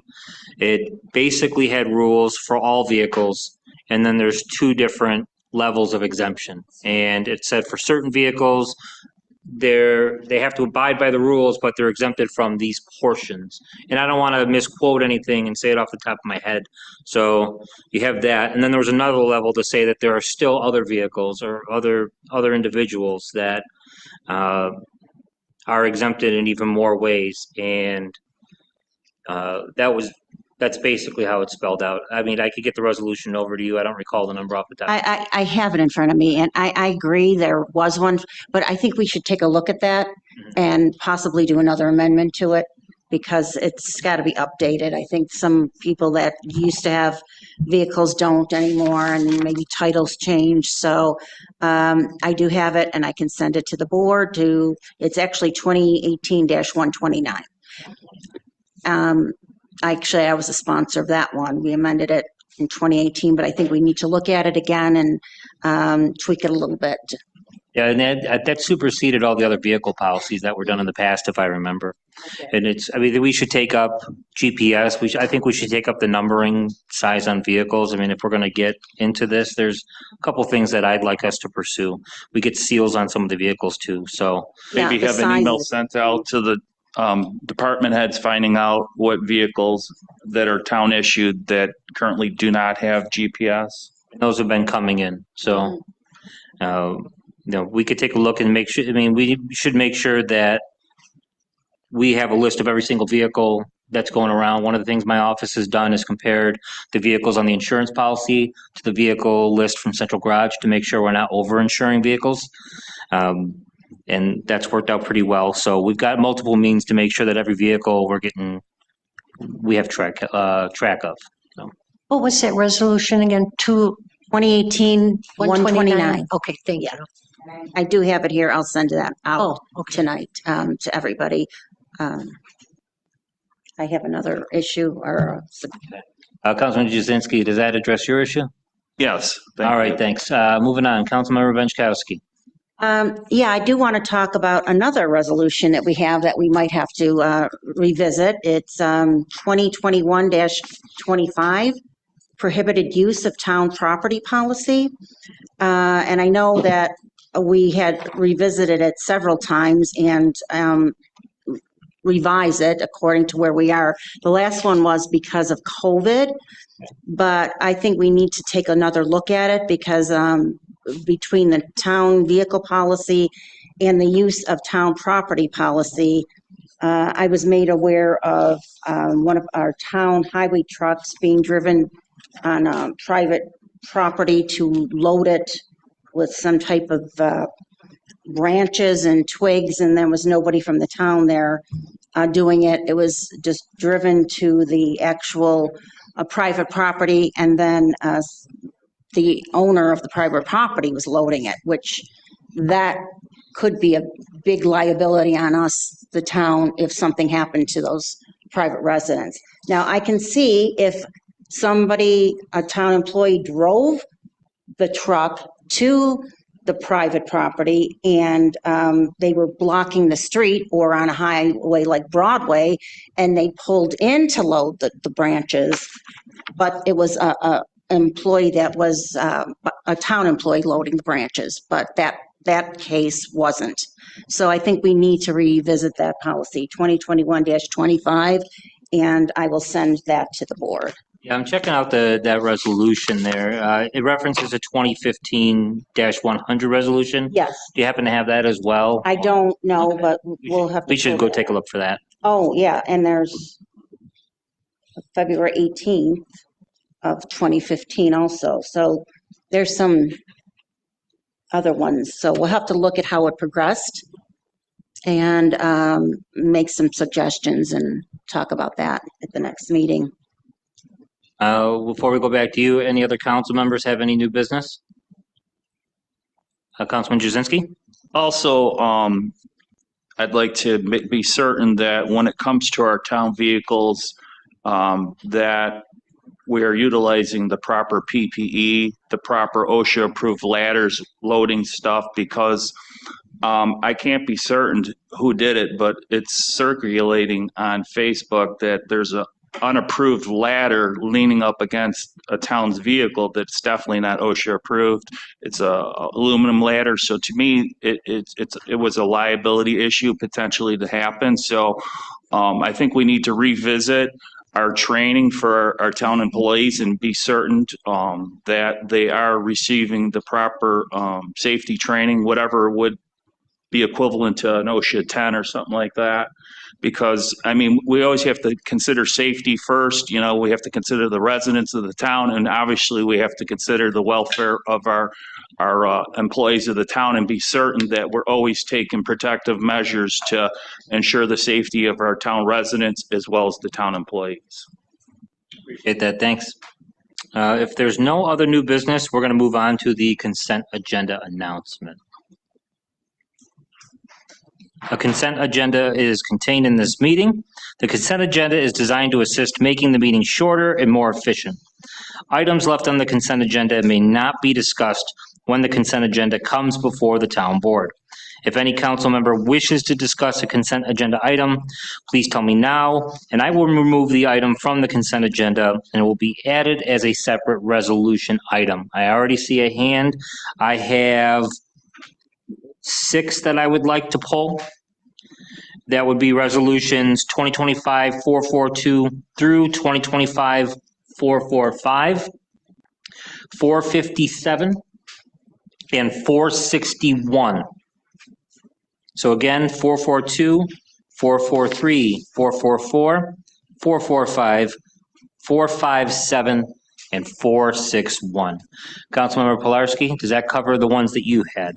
Yes, I wanted 42 to 45, so I'm all set. You're all set. Okay. Other council members, any of you would like to see pulled? Councilmember Michkowski? 440 Okay. and 456. 456. Okay. Councilmember Jazinski? 441 and we have 456, 447, 447, 441 and 447. Do we have 456 on the list to be pulled? I have it. You would like that pulled? Yeah, I think I already said that. I just want, already has, it. Okay. Are there any others?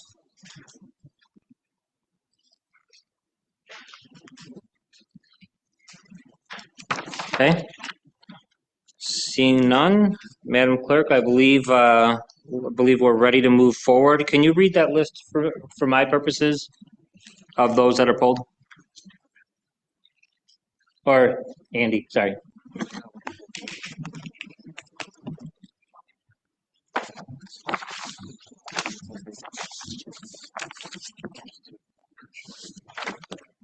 We'll pull it. I don't want to give him a heart attack.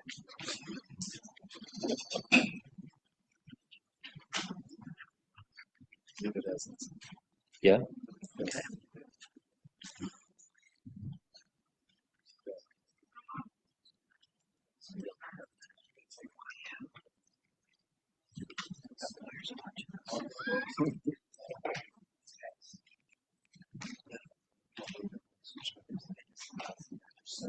Yeah, both of them. Yeah.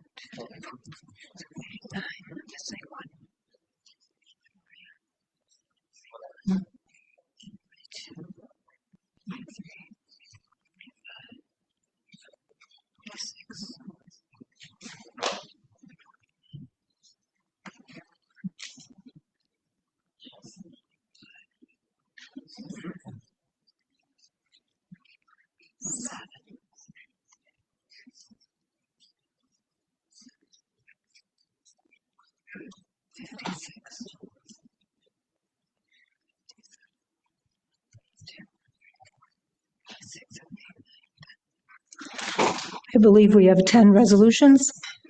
That would be Resolution 2025-440, 441, 442, 443, 444, 445, 447, 456, 457, and 461. Okay, thank you. You have it? Is that what you have, Supervisor? That covers everything that was raised by council members and myself.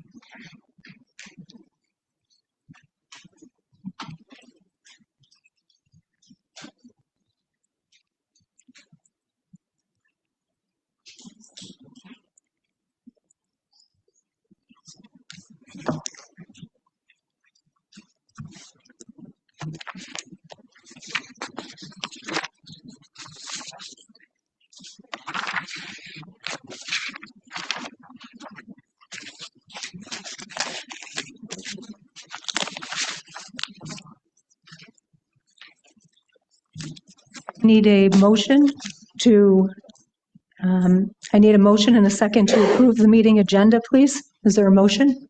I'll make the motion. I'll second. We got Supervisor Nowak and a second by Councilmember Bukowski. All in favor?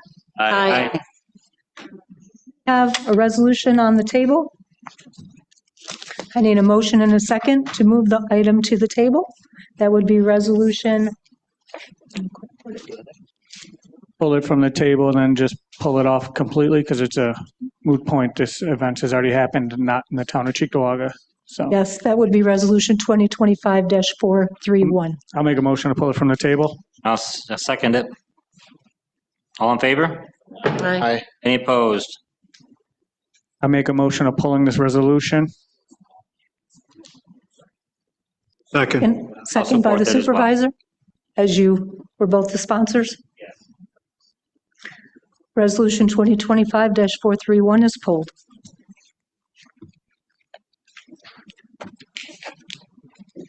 We'll move on to our resolution items.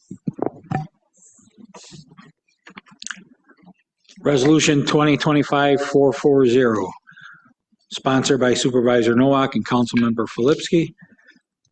As a result of a request for proposal issued by the Engineering Department on June 20th, 2025, proposals were received and opened on June 30th, 2025 for the furnishing of equipment and operators for mowing the Full Brothers landfill site in the town of Cheektowaga for calendar years 2025, 2026, and 2027.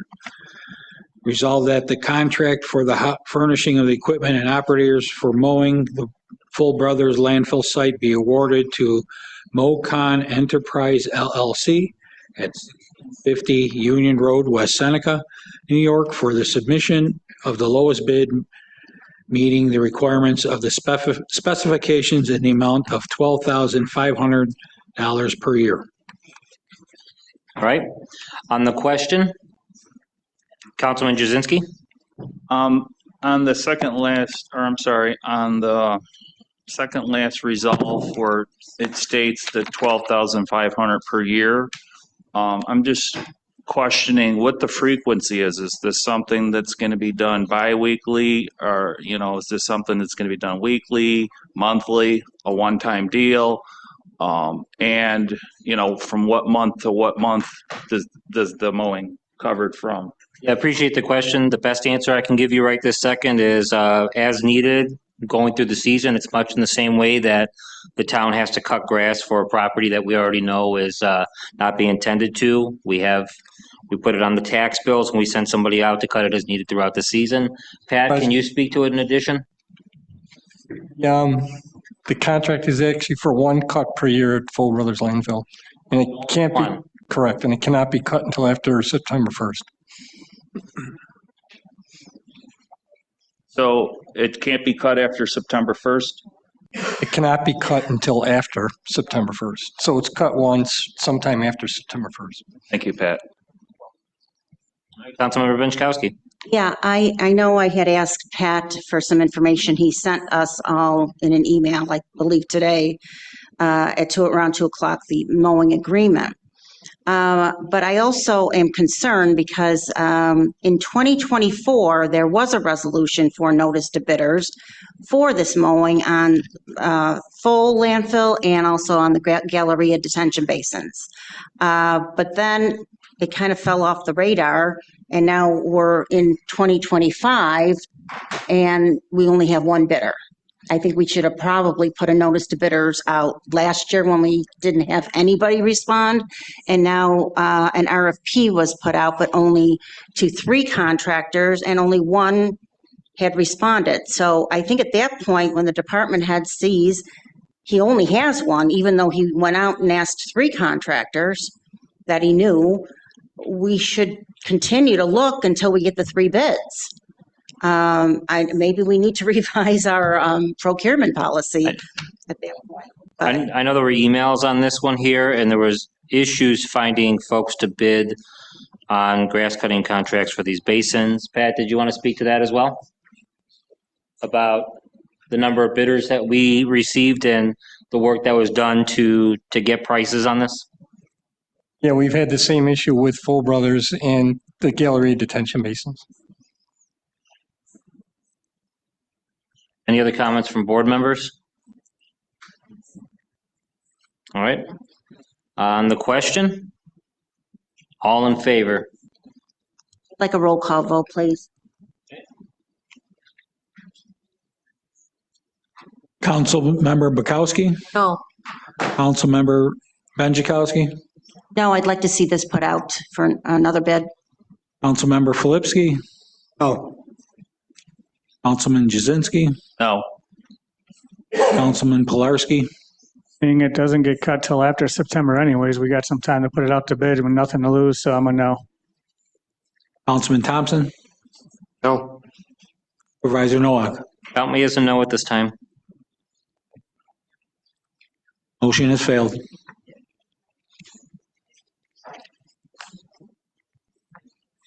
Resolution 2025 Before we go any further, we need to take a vote on the consent agenda.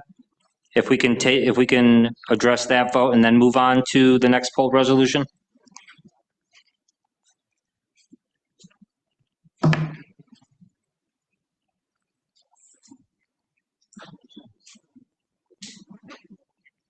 Council members, we need a motion and a second to approve the consent agenda items. I will make that motion. I'll second. And we need a roll call vote to approve all the rest of the items on the consent agenda. Councilmember Bukowski? Yes. Councilmember Benjkowski? Question. Okay. Yes. Are we leaving this Genesee Street antenna thing on there? That was pulled. That should be 445. Number 8. Yes, that was pulled from consent Did they get pulled? to be Okay, I'm addressed sorry. separately. I'm sorry, go ahead. So I'm a yes on the consent agenda. Councilmember Filipski? Yes. Councilmember Jazinski? Yes. Councilmember Pilarski? Yes. Councilmember Thompson? Yes. And Supervisor Nowak? Yes. Rest of the items on the consent agenda have been approved. Okay, on to resolution 2025-441, sponsored by Supervisor Nowak and Councilmember Filipski.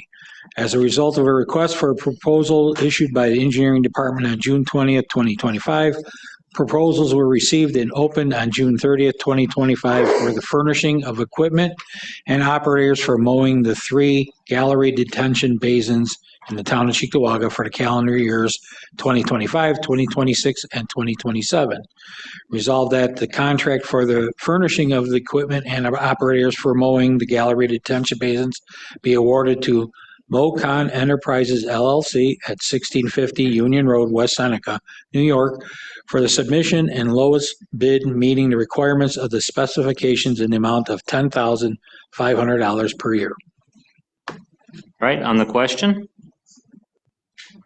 Again, I feel same thing as we probably should try to put this out again as a notice to bidders for this and try to include as many, and it should be on the website also. I think that, and if you can get it on the Construction Exchange and BidNet, I mean, people are looking at those spots too that maybe normally wouldn't do work for the town. All right. Considering Right, have this the is frequencies maybe laid out too, how many, that 10,005 a year, how many frequencies does that include? Maybe have that part of it too. considering this is likely to go in the same direction as the prior resolution, Councilmember Filipski, would you be in favor of pulling this item? Yes. Okay, Yes. I will support that as well. If we could just pull it from the agenda. The resolution is pulled. Ask a question on that resolution. Sure. Who prepares these bids specifically? Do we know? These particular bids came out of the engineering department, correct? Correct. But Comptroller have a piece of this and have some play into this? I just want to make sure going forward that, if we are tabling this or pulling it for these reasons, that going forward, there's not much confusion, so everybody's on the same page. This particular item was one where we get reimbursement from it, and there was an effort to seek multiple prices on this. I understand where you're coming from, and we can include the comptroller or who need be in the future. All right. I think the comptroller should have both hands involved in this bid process as well. To review the notice to bidders before it goes out, and the board should also. have those discussions with him and plan for that. Thank you. On the resolution 2025-442, sponsored by Councilmember Filipski and Supervisor Nowak, the applicant Sean Hopkins Esquire of HSM Legal, representing Empire One Community Federal Credit Union on behalf of multiple owners, has filed project submittals under Local Project 2025-1305 at the project lead address of 2345 William Street, Cheektowaga, New York, 14206, SBL 113.62-3-4.1. I make a motion. Oh, sorry, I thought you were done. One more. The applicant proposes a 3,920 square foot administration building for offices and record retention, plus additional site improvements. The Town Board of Cheektowaga, New York has considered the EAC recommendation and the actions outlined in the EAF prepared for Local Project 2025-1305. Be it resolved that upon review by the town attorney, the town supervisor is authorized to sign all associated NSEQRA seeker documents related to this declaration. Make a motion to postpone this resolution till July 22nd. Second. I'll second. Sorry.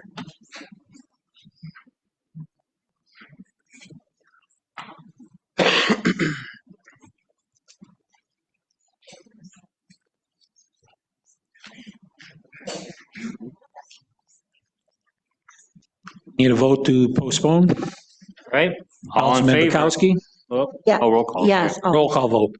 yes. You only need two. Tabled. Not for the postponement, Postponement. We need a majority Yeah. for postponement. right? Councilman Bukowski. Yes. Councilman Benjikowski. Yes. Councilman Filipski. Yes. Councilman Jazinski. Councilman Pilarski. Yes. Councilman Thompson. Yes. Supervisor Noah. No. Motion is postponed. Resolution 2025-443, sponsored by Councilmember Thompson and Supervisor Nowak. The applicant Sean Hopkins Esquire of HSM Legal, representing Empire One Community Federal Credit Union on behalf of multiple owners, has filed project submittals under Local Project 2025-1305 at the project lead address of 2345 William Street, Cheektowaga, New York, 14206, 113.62-3-4.1. The applicant proposes, it's the same one? Yes. The applicant proposes a 3,920 square foot administration building for offices and record retention, plus additional site improvements.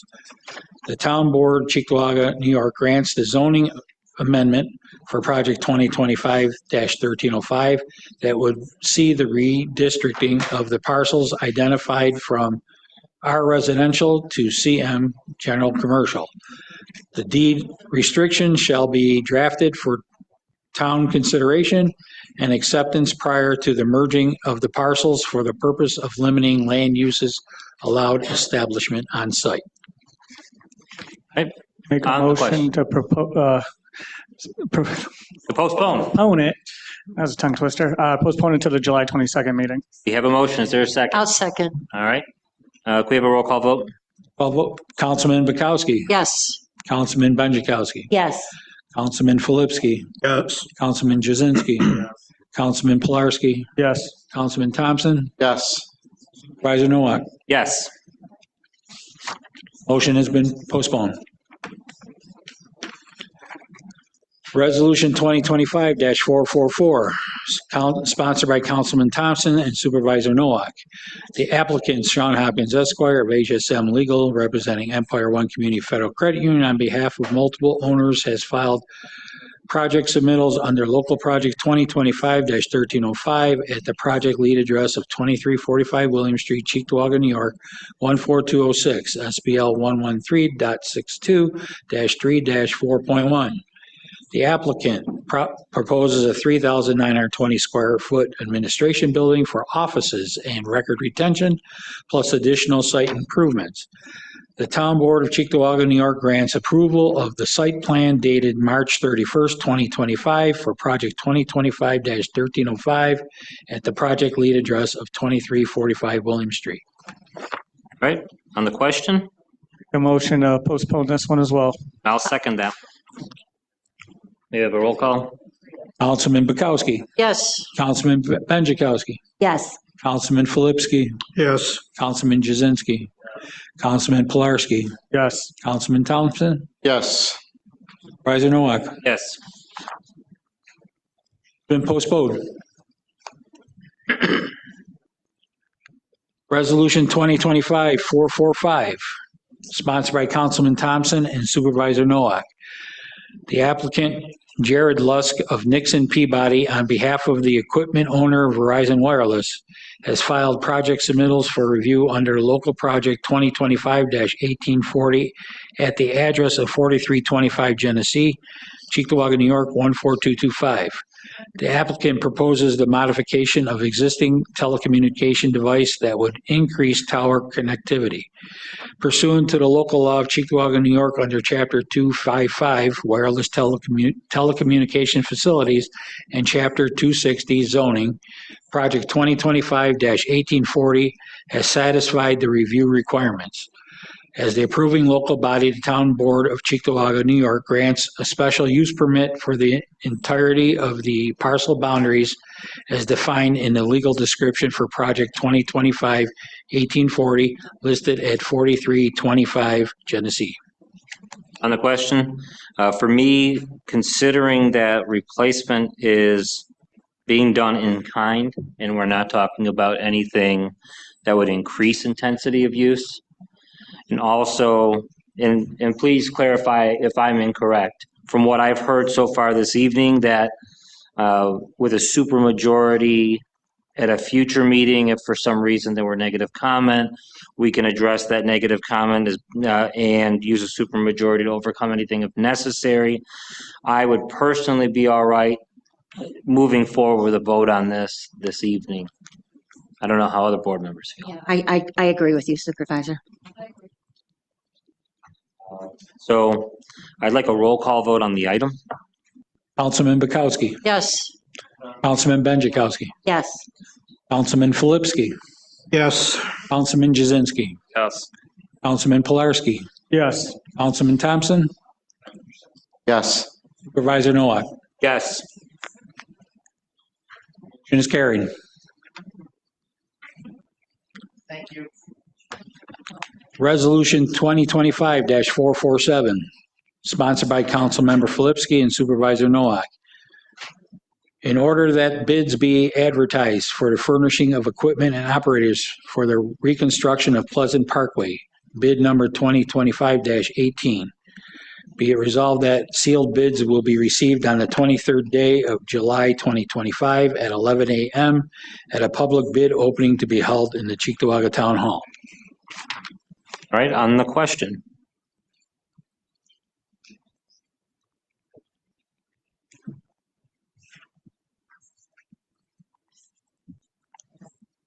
All right, anyone on the question? Councilmember Benchkowski. I just want to make sure that everybody understands that this isn't a total subcontracting issue. It's not an all-inclusive subcontract. So, and I want the union to be aware of that. We chose to go this route because it's an equipment and operators agreement. However, I still do have some issues, and I think maybe it'll all come to fruition once we get these bids, but I want to make sure that we are using personnel, which I don't think I got a clear answer for. Rick, have you given this Pleasant Parkway some thought as to how you're going to use your employees for that? Because we're putting out this notice for equipment and operators, and a lot of them, a lot of this bid is operators. So staff at all? Yes. Trucking, hauling, labor. Could you come up to the microphone just so we can hear you on the YouTube also?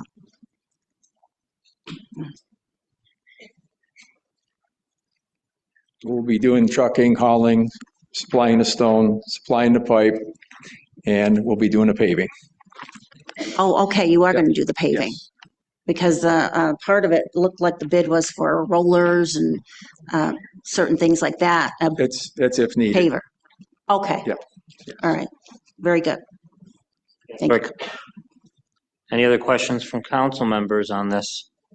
Councilmember Jazinski. Yeah, I just want to be certain that we're clear that any equipment that's here on this bid, that if we have it in our inventories over here at the highway or on town campus, is there any equipment that you're proposing a bid for that the town doesn't have?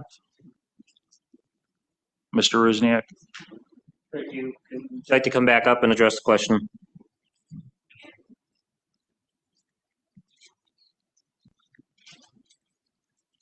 We will utilize all our equipment first. As well as our labor. Thank you. Any other questions, comments from council members? All right, then. All in favor of the notice to bidders? Aye. Any opposed? Carries.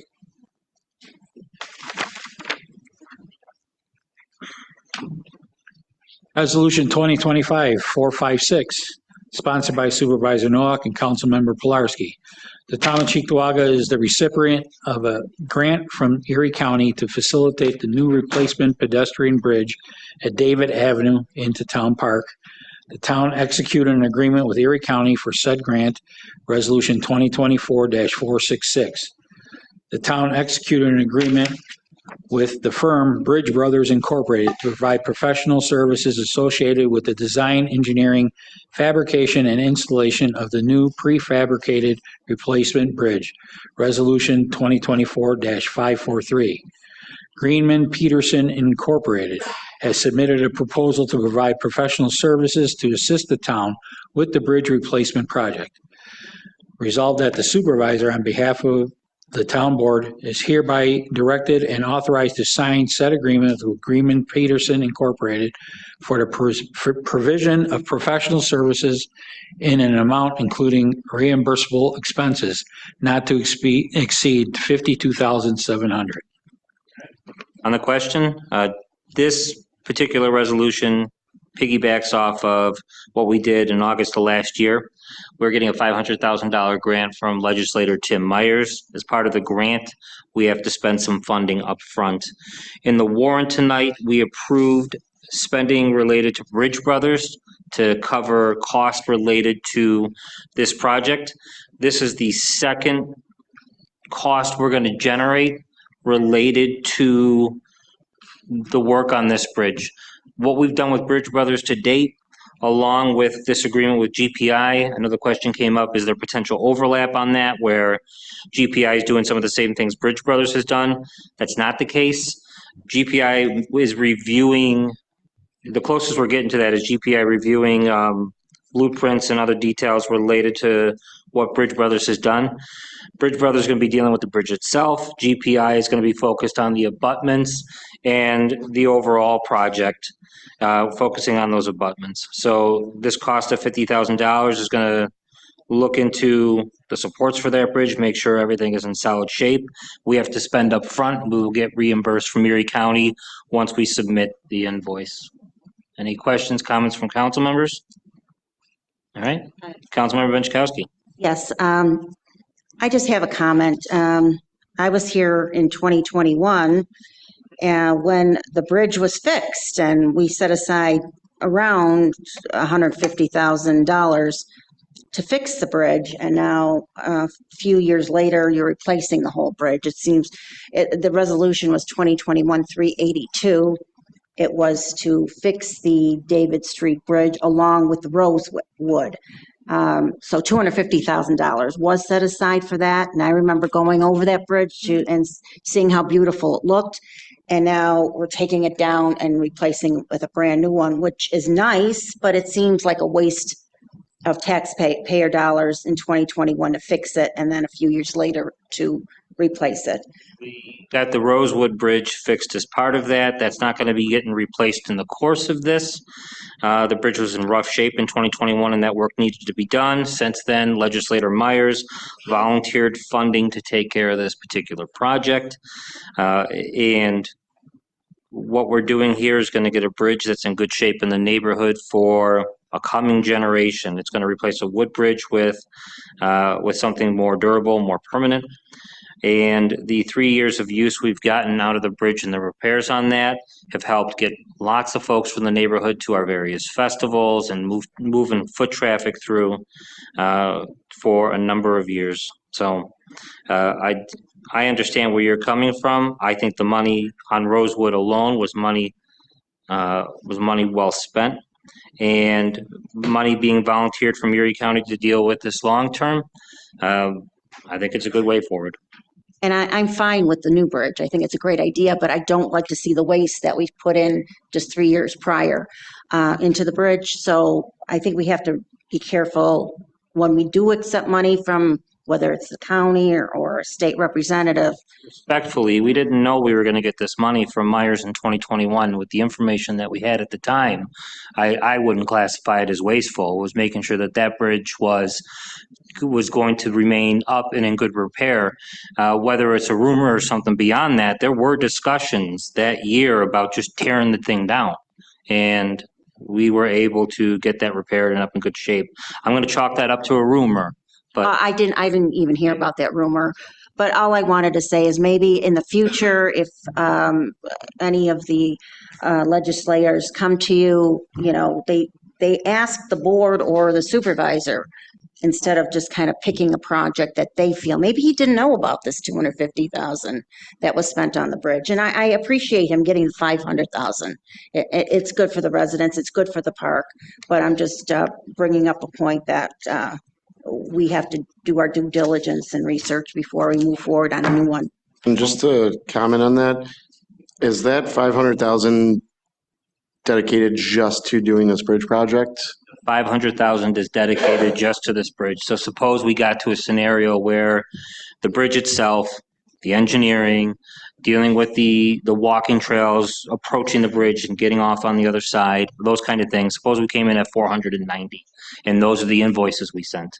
That's the only cost not getting covered. The county won't send us a check for 10,000, for example, to cover the rest of that. And in the discussions we had earlier today about this, I mentioned, bringing this up to the legislator and needs for Dingeon Street Pool. And his response to that was also to take care of Dingeon Street Pool. This is a project important to the legislature, just to the legislator that represents the district. He really wants to see this bridge get replaced. I have folks at the state and in county levels that talk to me about the various things they're looking to do, and we get a lot of cooperation going on those things. But when somebody has a passion project, I'm going to work with them. Councilman Jasinski, we'll go over to you.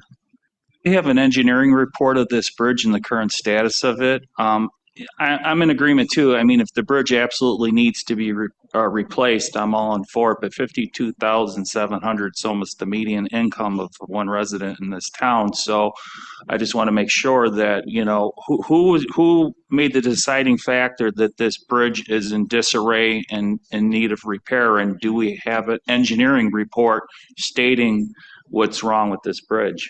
Well, this resolution is going to allow Greenman and Peterson to take a look at the abutments of the bridge. Right, but and who give us made some that determination, insight. I'm saying? Who made that determination? Right. The legislator has offered $500,000 to the town of Cheektowaga to replace this bridge, and we're using that funding to look into the abutments of the existing bridge and how to use them to put the new bridge on top of them. I do appreciate the kind act. I'm not saying that. What I'm saying is that exactly the question as it's said, who made the determining factor that this bridge is in disarray and need of repair?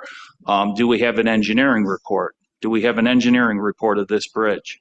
So at the end of the day, this town board made that decision that this bridge was going to be done in resolution 2024-543 when we went to agreement with the company Bridge Brothers. So ultimately that falls on the town board at the end of the day. Right, I respect that answer. Councilmember Jasinski, we're going to move over to Mr. Thompson. We'll go back to you. You're good right now? All right, back to you. I respect council members' answer, but I just want to know, plain and simple, do we have an engineering report of this bridge to tell us the status of the bridge? It's a yes or no answer. I'm not aware of an engineering report on the status of the bridge. Any other comments from council members? I'd like a roll call vote. Councilman Bukowski. Yes. Councilman Benjikowski. Yes. Councilman Filipski. Yes. Councilman Jazinski. Yes. Councilman Pilarski. Yes. Councilman Thompson. Yes. Supervisor Nowak. Yes. Motion is carried. Resolution 2025-457, sponsored by Councilmember Filipski and Supervisor Nowak. Joseph Gazowitz be and hereby is terminated from the provisional position of Assistant Supervisor Wastewater Pump Station in the main pump station effective June 25th, 2025. Right, on the question, between the introduction of this resolution for the meeting and this evening, there were discussions within the personnel department, and as a result of those, I'd like us to pull this item at this time, and I'd like to ask the mover on the item to join me in pulling the item. I'll second. Thank you. Resolution has been pulled. Resolution 2025-461, sponsored by Councilmember Filipski and Supervisor Nowak. Joseph Gazowitz of Cheektowaga, New York, applied for the provisional vacancy and meets all the necessary qualifications for a second provisional appointment. And Joseph Gazowitz of Cheektowaga, New York, be and hereby is appointed to the provisional position of Assistant Superintendent Wastewater Pump Station in the main pump station in accordance with the terms and conditions of the town's collective bargaining agreement with the Town of Cheektowaga Employees Association, retroactively effective June 26, 2025. At this time, for the same reason stated on the previous resolution, I'd like for this item to be pulled, and I'm asking the mover to join me. I'll second. Resolution has been pulled.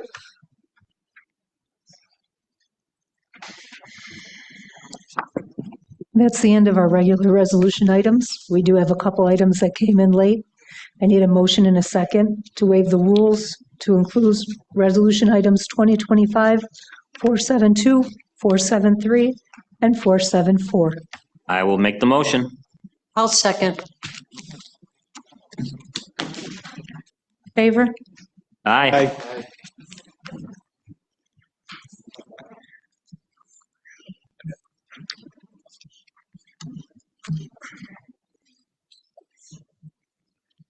Resolution 2025-472, sponsored by Supervisor Nowak and Councilmember Filipski. The Town of Cheektowaga is the recipient of a Companion Animal Projects Capital Fund, which provides funding for our dog kennel to be brought up to current regulations, ASV standards. The amount awarded is $500,000 with 10% match.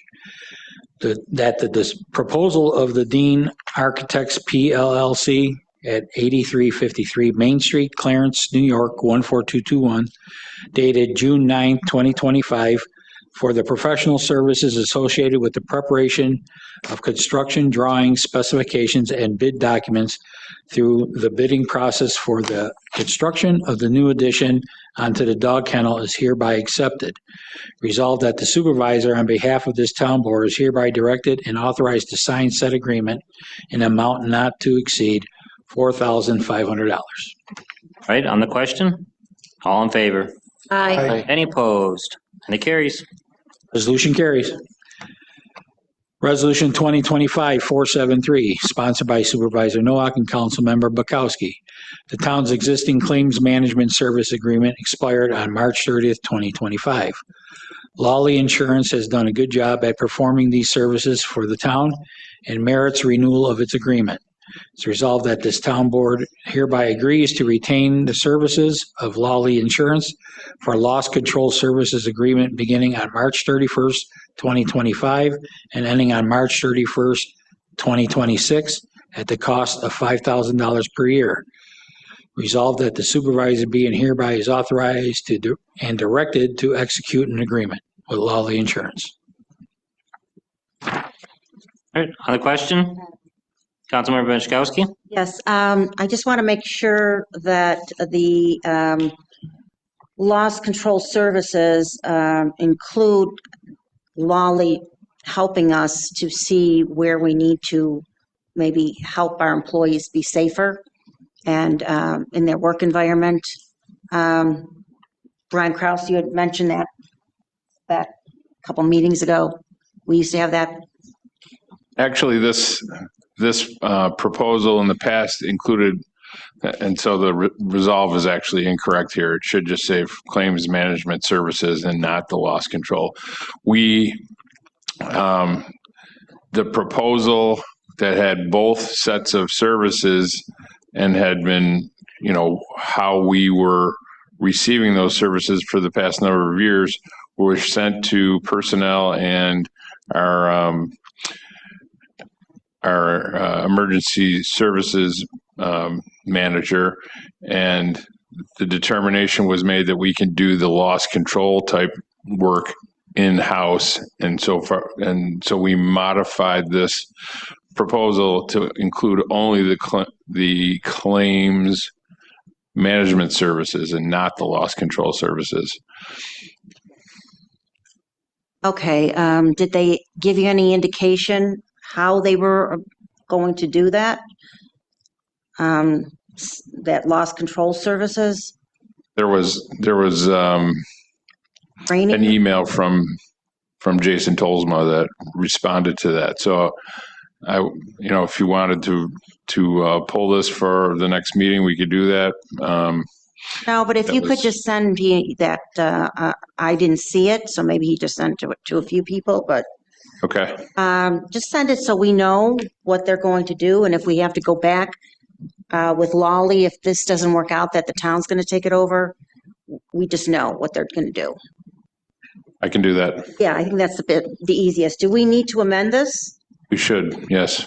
All right, the resolved has to say, the first resolve, to retain the services of Lawley Insurance for claims management. Claims management services, right? Loss control. So take out the loss control and put in claims management. That's my amendment. Do I have a second? I think. Second. Seconds, all in favor of the amendment? Aye. Oh, hold on. Councilman Thompson, I'm sorry. You wanted to speak. I just had a question on the dates. It says this period is beginning March 31st, 2025. And it was a few months back. Just wondering why this has come up now and on waivers nonetheless. If anybody could answer that. Well, it's been, it was an proposal that had come in probably past March 30th, but it's been probably a month or so since it's been here. And so it kind of just got lost in emails, to be honest with you. So this has been expired since then, or? It has. So we're back to, but did we have any issues or with any lapses or anything? Is that what kind of sparked this? Or anything that we need to know about? There's no issues. Going back to the amendment, are you all set? Yep. Going back to the amendment, there was a motion and seconds on that. All in favor? Aye. Any opposed to the amendment? All right. Motion's amended. Need a vote on the resolution that's been amended. As amended, all in favor? Aye. Any opposed? And that carries. Motion carried. Resolution 2025-474, sponsored by Supervisor Nowak and Councilman Filipski.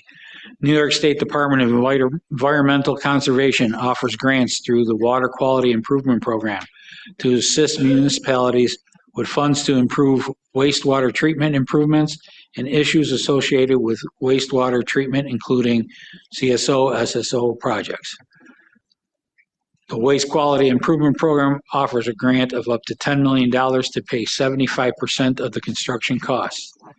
The town of Cheektowaga seeks grant funding to help fund necessary improvements as mandated by the New York State Department of Environmental Conservation Order of Consent, including sewer lining, manhole rehabilitation, and lateral rehabilitation. Resolved that as the owner and operator of a wastewater sewer system, the town of Cheektowaga recognizes its responsibility to maintain the sanitary sewer system and, in accordance with its responsibility, hereby commits $2.5 million to be used as local matching funds towards the WQIP grant. The town board hereby authorizes and directs supervisor to execute all documents pertaining to the application and acquisition of said funding. All right, on the question, Councilmember Benchkowski. Again, I know that Councilmember Filipski has been working closely with the DEC about our DEC consent order, and have you learned that we might be doing things we don't have to do? So I'm asking you to closely monitor. Yeah, we've been to a few application. meetings.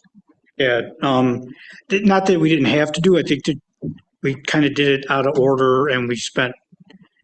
They make it sound we spent more than what was necessary. That's what I'm saying. So, so at this point, I think to finish up where we're at, the last meeting basically it was with the tech people, and he basically told us, "Well, you signed a consent order. You got to pay for this, or it's going to be $37,000 a day." So I think this is when Councilman Pilarski talked about this last meeting. This is kind of a vague, generic. This doesn't tie us down to any particular way of this match, this 2.5. So this 10 million is going to finish up a lot of work the lateral work that needs to be done. And I think you're like 95% done lining. That's correct, yes. Okay, with a different grant. Mainline. Right. That's correct. So we're getting there. well, all I'm asking is I want to see what we're applying for, Yeah. like what the grant looks like once or before it gets submitted. I think we need to look at it to make sure it's for things that we are required to do under the DEC consent order. Your last meeting with them, because they said we were doing things that maybe we didn't have to do, or we spent more money than we had to. Yeah, the way they described it was they set out a plan. They made an easy consent order, sent out a plan for us to do. He called it baby steps, and we went a different direction. So, but circle back to the their right horses direction. out of the barn, Yeah. so to speak. So I think we finish up and get working on the other side of it now. Once they're done with the lining, then the lateral part, and finish up with the manhole covers, or the manholes with the covers. That's a big expense. The manhole covers. We got, with this match, we'd have $12.5 million to do work within the sanitary sewer system. And it includes, it says manhole rehab, lateral rehabilitation, and sewer lining.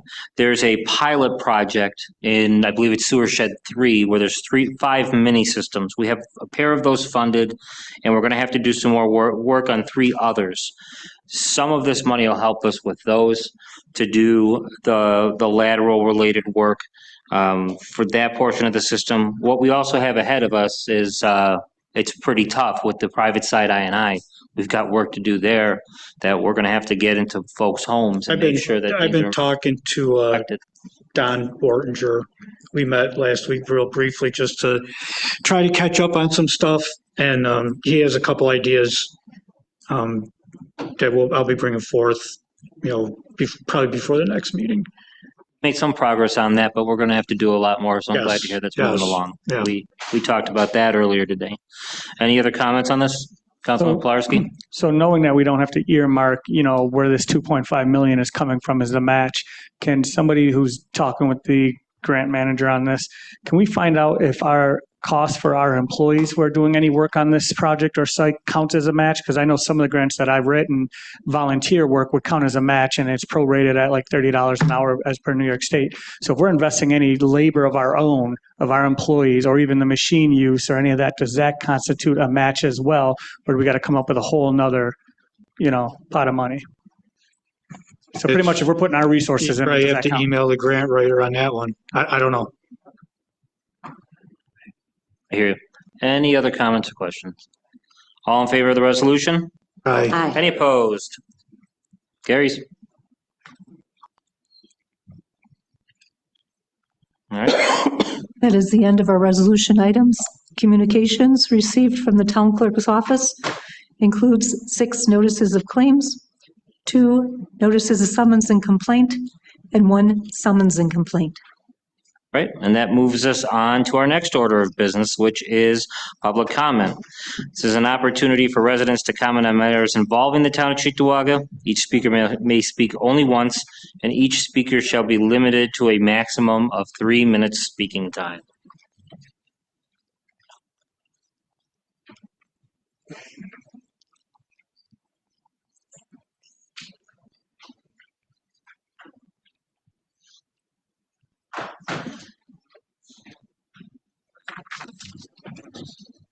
All right, we have 1 signed up for public comment at this time, Gary Bork.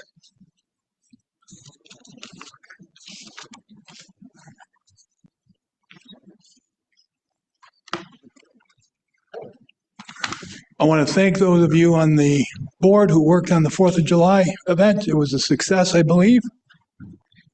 It went very well, and thanks to all of those town employees who also did, whose names I don't know, who worked on it. I'm sure there were many people in the town who did that. I want to encourage you not to go overboard next year, to do the same thing. It's going to be the 250, a lot of money going to be flowing around, a lot of people are going to be trying to spend money. Most of us lived through the bicentennial. I don't think we need to repeat that in Cheektowaga for next year. I think we can just have our little party and it'll be just fine. Want bicentennial Cheektowaga coins? Yeah, no. We can do without that. Can we sell challenge coins, $20 a pop? When you're thinking about, enacting laws and stuff, I just have this to say. I have members of my family who are teachers, and I hear them all the time. If only all the parents were responsible.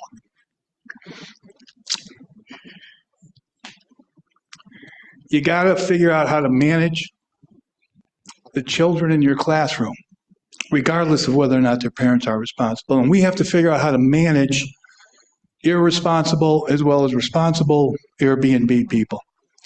We can't depend on, you have an Airbnb and somebody rents it and you don't know that they're going to do what they're going to do. And then they do that. We have to figure out a way to deal with that. I'd love it if everybody, same with kids, if everybody had responsible parents that took care of the problem, we wouldn't have the issues we have, but we got to figure out how to manage it. On the bridge, my understanding is that Tim Myers had asked people in the engineering department or the facilities department about what were the needs in the park, and he had been told that that bridge needed to be replaced. I don't know where it came from, but I want to make it clear what happened previously. That bridge was closed down as a political hit piece, all right? I have no doubt about it that that's what happened. And our highway superintendent at the time held a meeting in the park, hoping that he would hear from people, in his words, that we didn't like the riffraff coming across the bridge, so it was going to be removed. What he got was a lot of irate residents at that meeting and told them we wanted that bridge. That's why you ended up repairing it. But you didn't repair it, you repaired it a little bit more than cosmetically, because you did put down a new platform on it, but it wasn't done to be a permanent forever repair.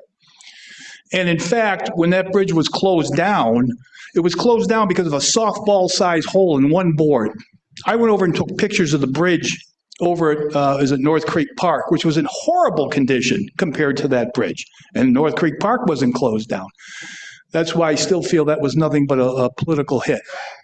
It never should have been closed down. The hole should have been repaired, and that bridge would ultimately need to be replaced as it is now.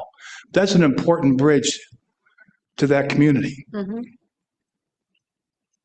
That's how we get to the park. There's no other safe way for kids to get to that park, because kids going over on Harlem Road and walking down that sidewalk, which is a driveway for the general dollar store, is not safe. So it's important that we have it. Last question I have for you on the sewers.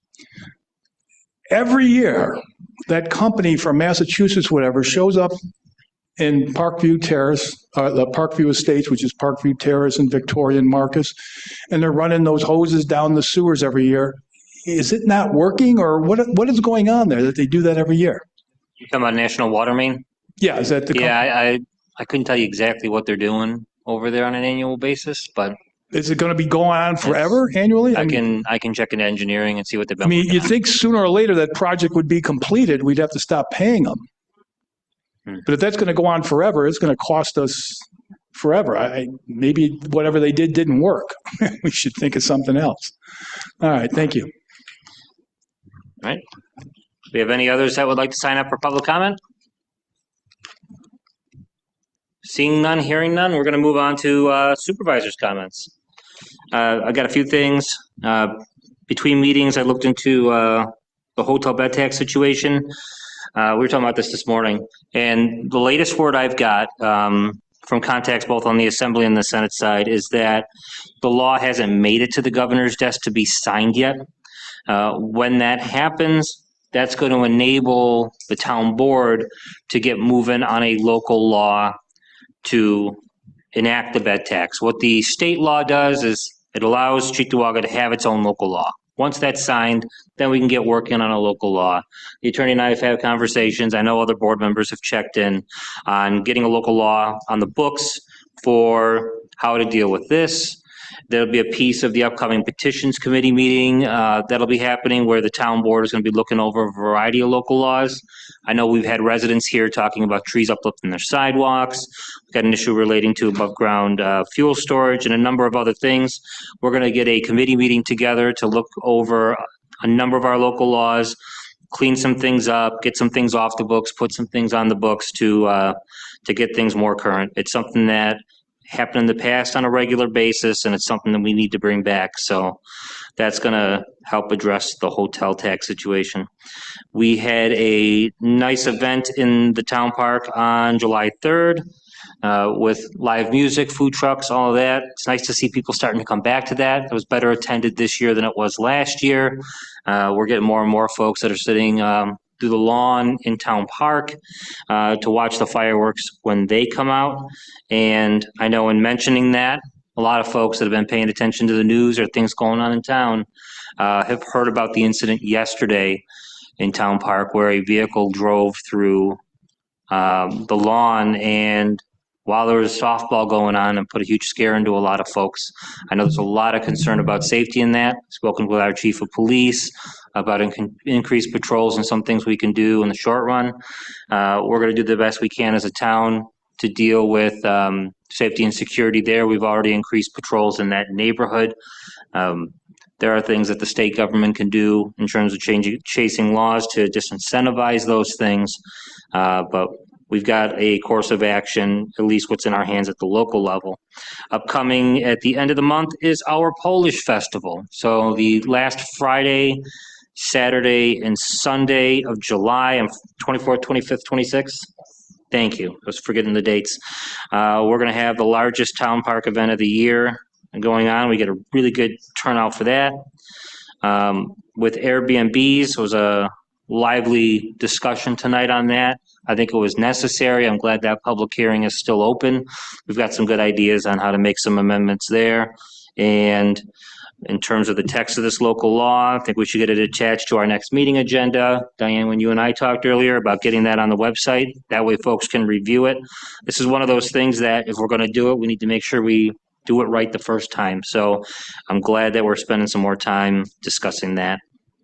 This coming Thursday, I'll be at the Julia Boyer Reinstein Library for a town hall with residents. It's going to go from 6 to 8 o'clock.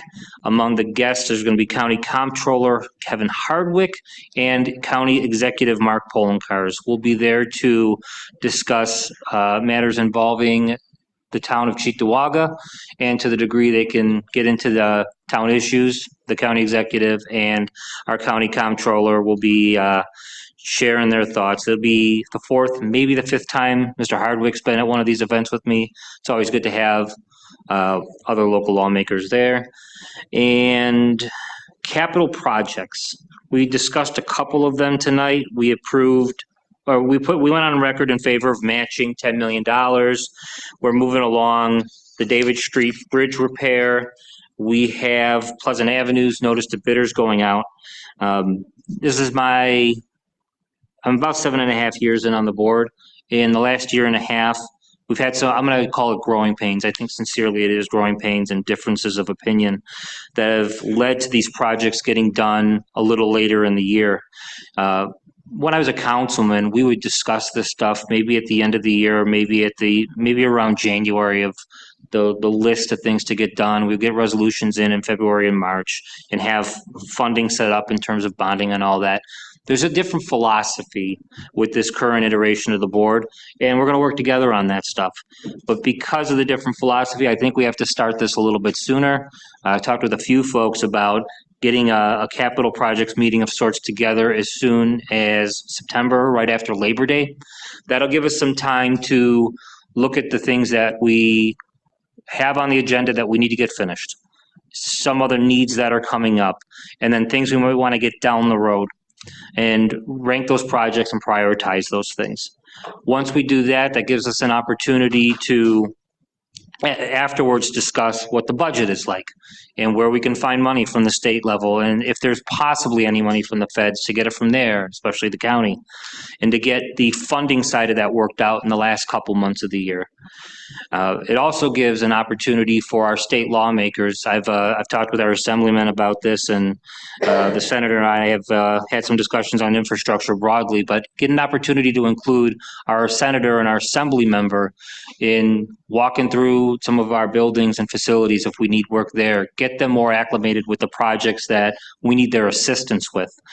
So if we talk about our priorities in September and in October, and then we get our budget done, and then we know what we're willing to fund, and we have those conversations with county and state lawmakers, once we hit the first of the year, if we have our decisions made, we've got our advocates in County Ledge and in Albany that can get to work right away for us to work for matching funds for a variety of projects, whether we have to match 50% or 20%, or it's just a direct grant to the town. But if we start that a few months sooner, it gives us a chance to get the bids out that we need to, the notice to bidders out, accept the bids, and when we get when the snow goes away in April or May, then we can get started right away on those projects.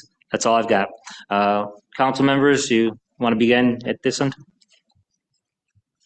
So earlier we had a resident ask about the military banners, whether it's down Harlem, Union, Walden, wherever. And yes, Councilmember Bukowski and myself will spearhead that. We've been spearheading that as co-chairs of the Veterans Affairs Committee. I think it's very safe to say we already have a committee in place. We'd love her to join our committee as well for that. It's just a matter of this board placing some funds in it. And, I've explained it before, whether it's 30,000, 20,000, 10,000, and then we use that as a match with the residents and we go 50-50 on it. I don't think there should be any excuse on why we don't have the banners up in Cheektowaga. Matter of fact, we just put 6 of them up in the city of Buffalo in a little small community that is probably one of the poorest in the city of Buffalo, and it cost about $1,000 to do 6 of them. So it's definitely an easy lift, and it's tough because we are talking taxpayer money. So I just don't want to say, hey, it's only $10,000 we spend, or only $1,000 or whatever. But we are one of the only towns, without it. If you look at all our neighboring towns, and some are very small, and now we're talking even neighborhoods with, in different areas that are doing it that are very poor. So it's a good way to honor our veterans and recognize them and their families and the sacrifices they've made. So I think it's very safe to say that, Councilmember Bukowski and I are 100% on board. And I'm sure there are others on board, on the town board as well. I'm not saying nobody is not for it, but it's something we should visit come budget time. And I hope that we earmark some funds for it. Wonderful. Thank you. Councilman Jazinski. Yes, I just wanted to address the Airbnb thing. With the Airbnb owners, could you just stay after so we can exchange contact information? Thank you. Thank you. Councilmember Benchkowski. Real quick, congratulations to the TCSU. I don't know if you realized you were part of the consent agenda that your contract was approved. So congratulations for that. Also, there were a few resolutions here for our software maintenance. One of them is for our new town clerk, and our agenda is not going to be with Minitrack anymore, which I've been struggling with it to find anything in there. It's hard to research. It is. So I want to thank the board for that. And also the timekeeping, UKG it's called. So we're getting into the 21st century instead of staying in the 1900s anyway, but with our payroll. And I think that's going to help just save money, even though we have to invest it up front. I think that things will get better with that. So software and IT is just so important. And I want to thank the board for recognizing that and getting that all in place. So, and thank you to all who worked on the 4th of July and 3rd events. I had heard some good things. I couldn't be there, but it was, I'm thankful for all of you putting that together. I don't want to steal your thunder. You're up, Councilman. Thank you very much. A few things. I want to, again, thanks to Councilmember Filipski for helping me out on the 4th for the parade. It's our first time really doing it on our own. So I commend Councilmember Pilarski for doing it for many years. I guess made it look a little bit easier than it was. But special thanks to, all the facilities, parks department, first responders, fire and police, all the other employees that helped make that happen on the 3rd and the 4th. Ran very smooth, even the highway department, making sure everybody was safe on the streets. A lot of people recognized and noticed that, so thank you very much. And I think it was a great turnout. It was a safe event, and I just want to thank everybody for being involved. It went really well. To piggyback off of that, I do notice a lot of things, become reactive with, not only this board, but, other officials. And I urge a lot of people listening or in the room to reach out and contact your state officials and representatives to try and push for stricter measures to hold people accountable, because it's only a matter of time. And I hate to even say this, it just irks me and, hits me in my soul just to think that day when something tragic does happen and, it could have been prevented, because, without any accountability, I tip my hat to all the law enforcement that go in and day out, and you can't do anything to protect, the people of your town. And I'm sure that's got to be frustrating. So, put the pressure on, we see it. I've seen it firsthand, when these board meetings are packed and, the pressure's on, you get the answers that you want. That's one of the reasons why I ran too, is because, you put the pressure on, you say, oh, I'm going to put my name in the hat and try and make a difference. It's not easy, but you start somewhere. And I think that's where a lot of us have to think to reach out to your state representatives to push for some stricter enforcements there. It's not going to hurt. Councilmember Benchkowski touched on the IT and UKG. I want to special thanks to the IT department for that. When I first started in this position, one of the things I would ask about is budget. Where can we cut?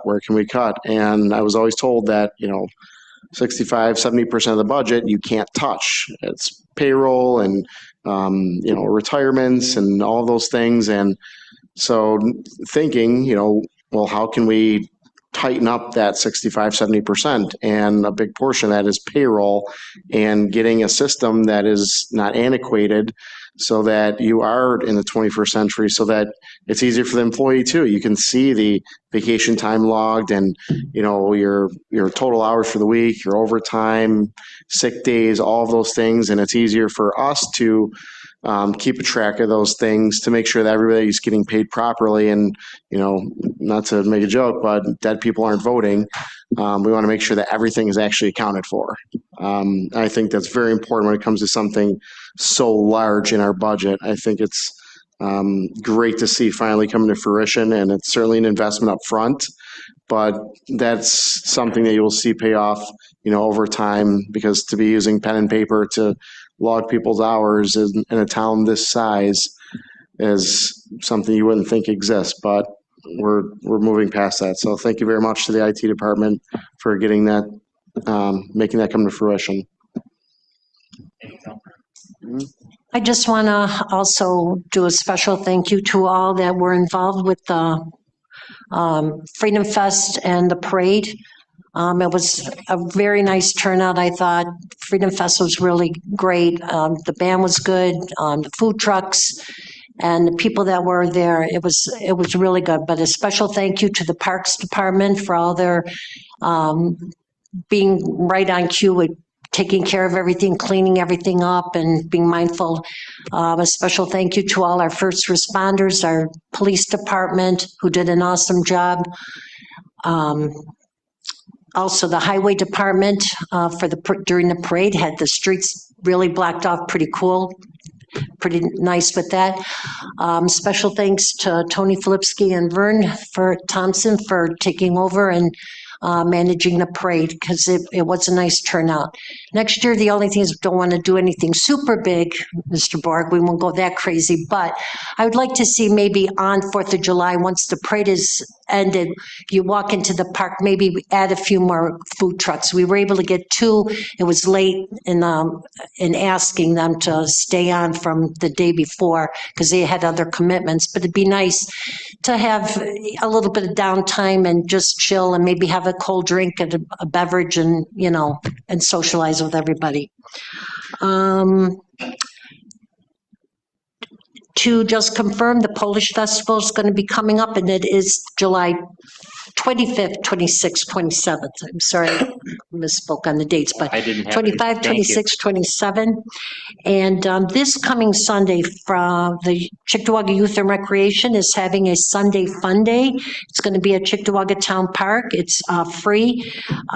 There's going to be caveman critters that start at 5:15. Glenn Colton is going to be there to perform. There's going to be face painting, food vendors. The Yes volunteers will be there selling snacks. And the Caveman Critters will have his safari party of animals. So that's going to be, again, this Sunday at Cheektowaga Town Park, starting around 4:30. And just FYI, we did pass the special events that's going to come up in October 2nd through the 6th. That is the Walls of Honor, the Veterans Memorial. There'll be more information as it gets a little closer on that. That's it. Thank you. Councilmember? Yeah, the Pleasant Parkway project, maybe I missed it if somebody said it or not, I don't know. But this is a project that's left over from last year, so it's already paid for. The money's there. We just got to get people to do it. To continue with the 4th of July thing, a couple people I wanted to thank. Our new clerk, Tracy, she had about 2.5 weeks to figure all this out. I think she did a great job. And our currently retired clerk, Julie, who volunteered to come in and help Tracy on her own time because she wanted to make sure the parade went off as best as it could. And she gave me a lot of tips too. So if it wasn't for Tracy and Julie, we probably would have been going backwards. Jay Tolsma put together the meetings. He did a lot.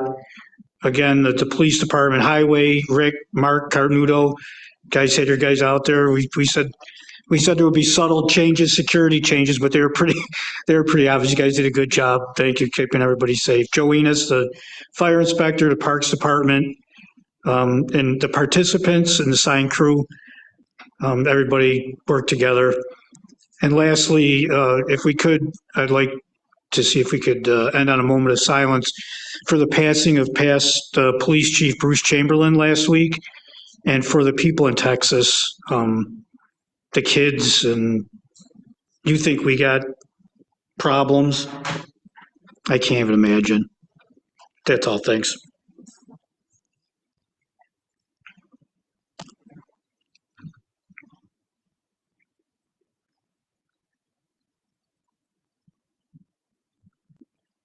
Make a motion to adjourn. Second. All in favor? Aye. We are adjourned.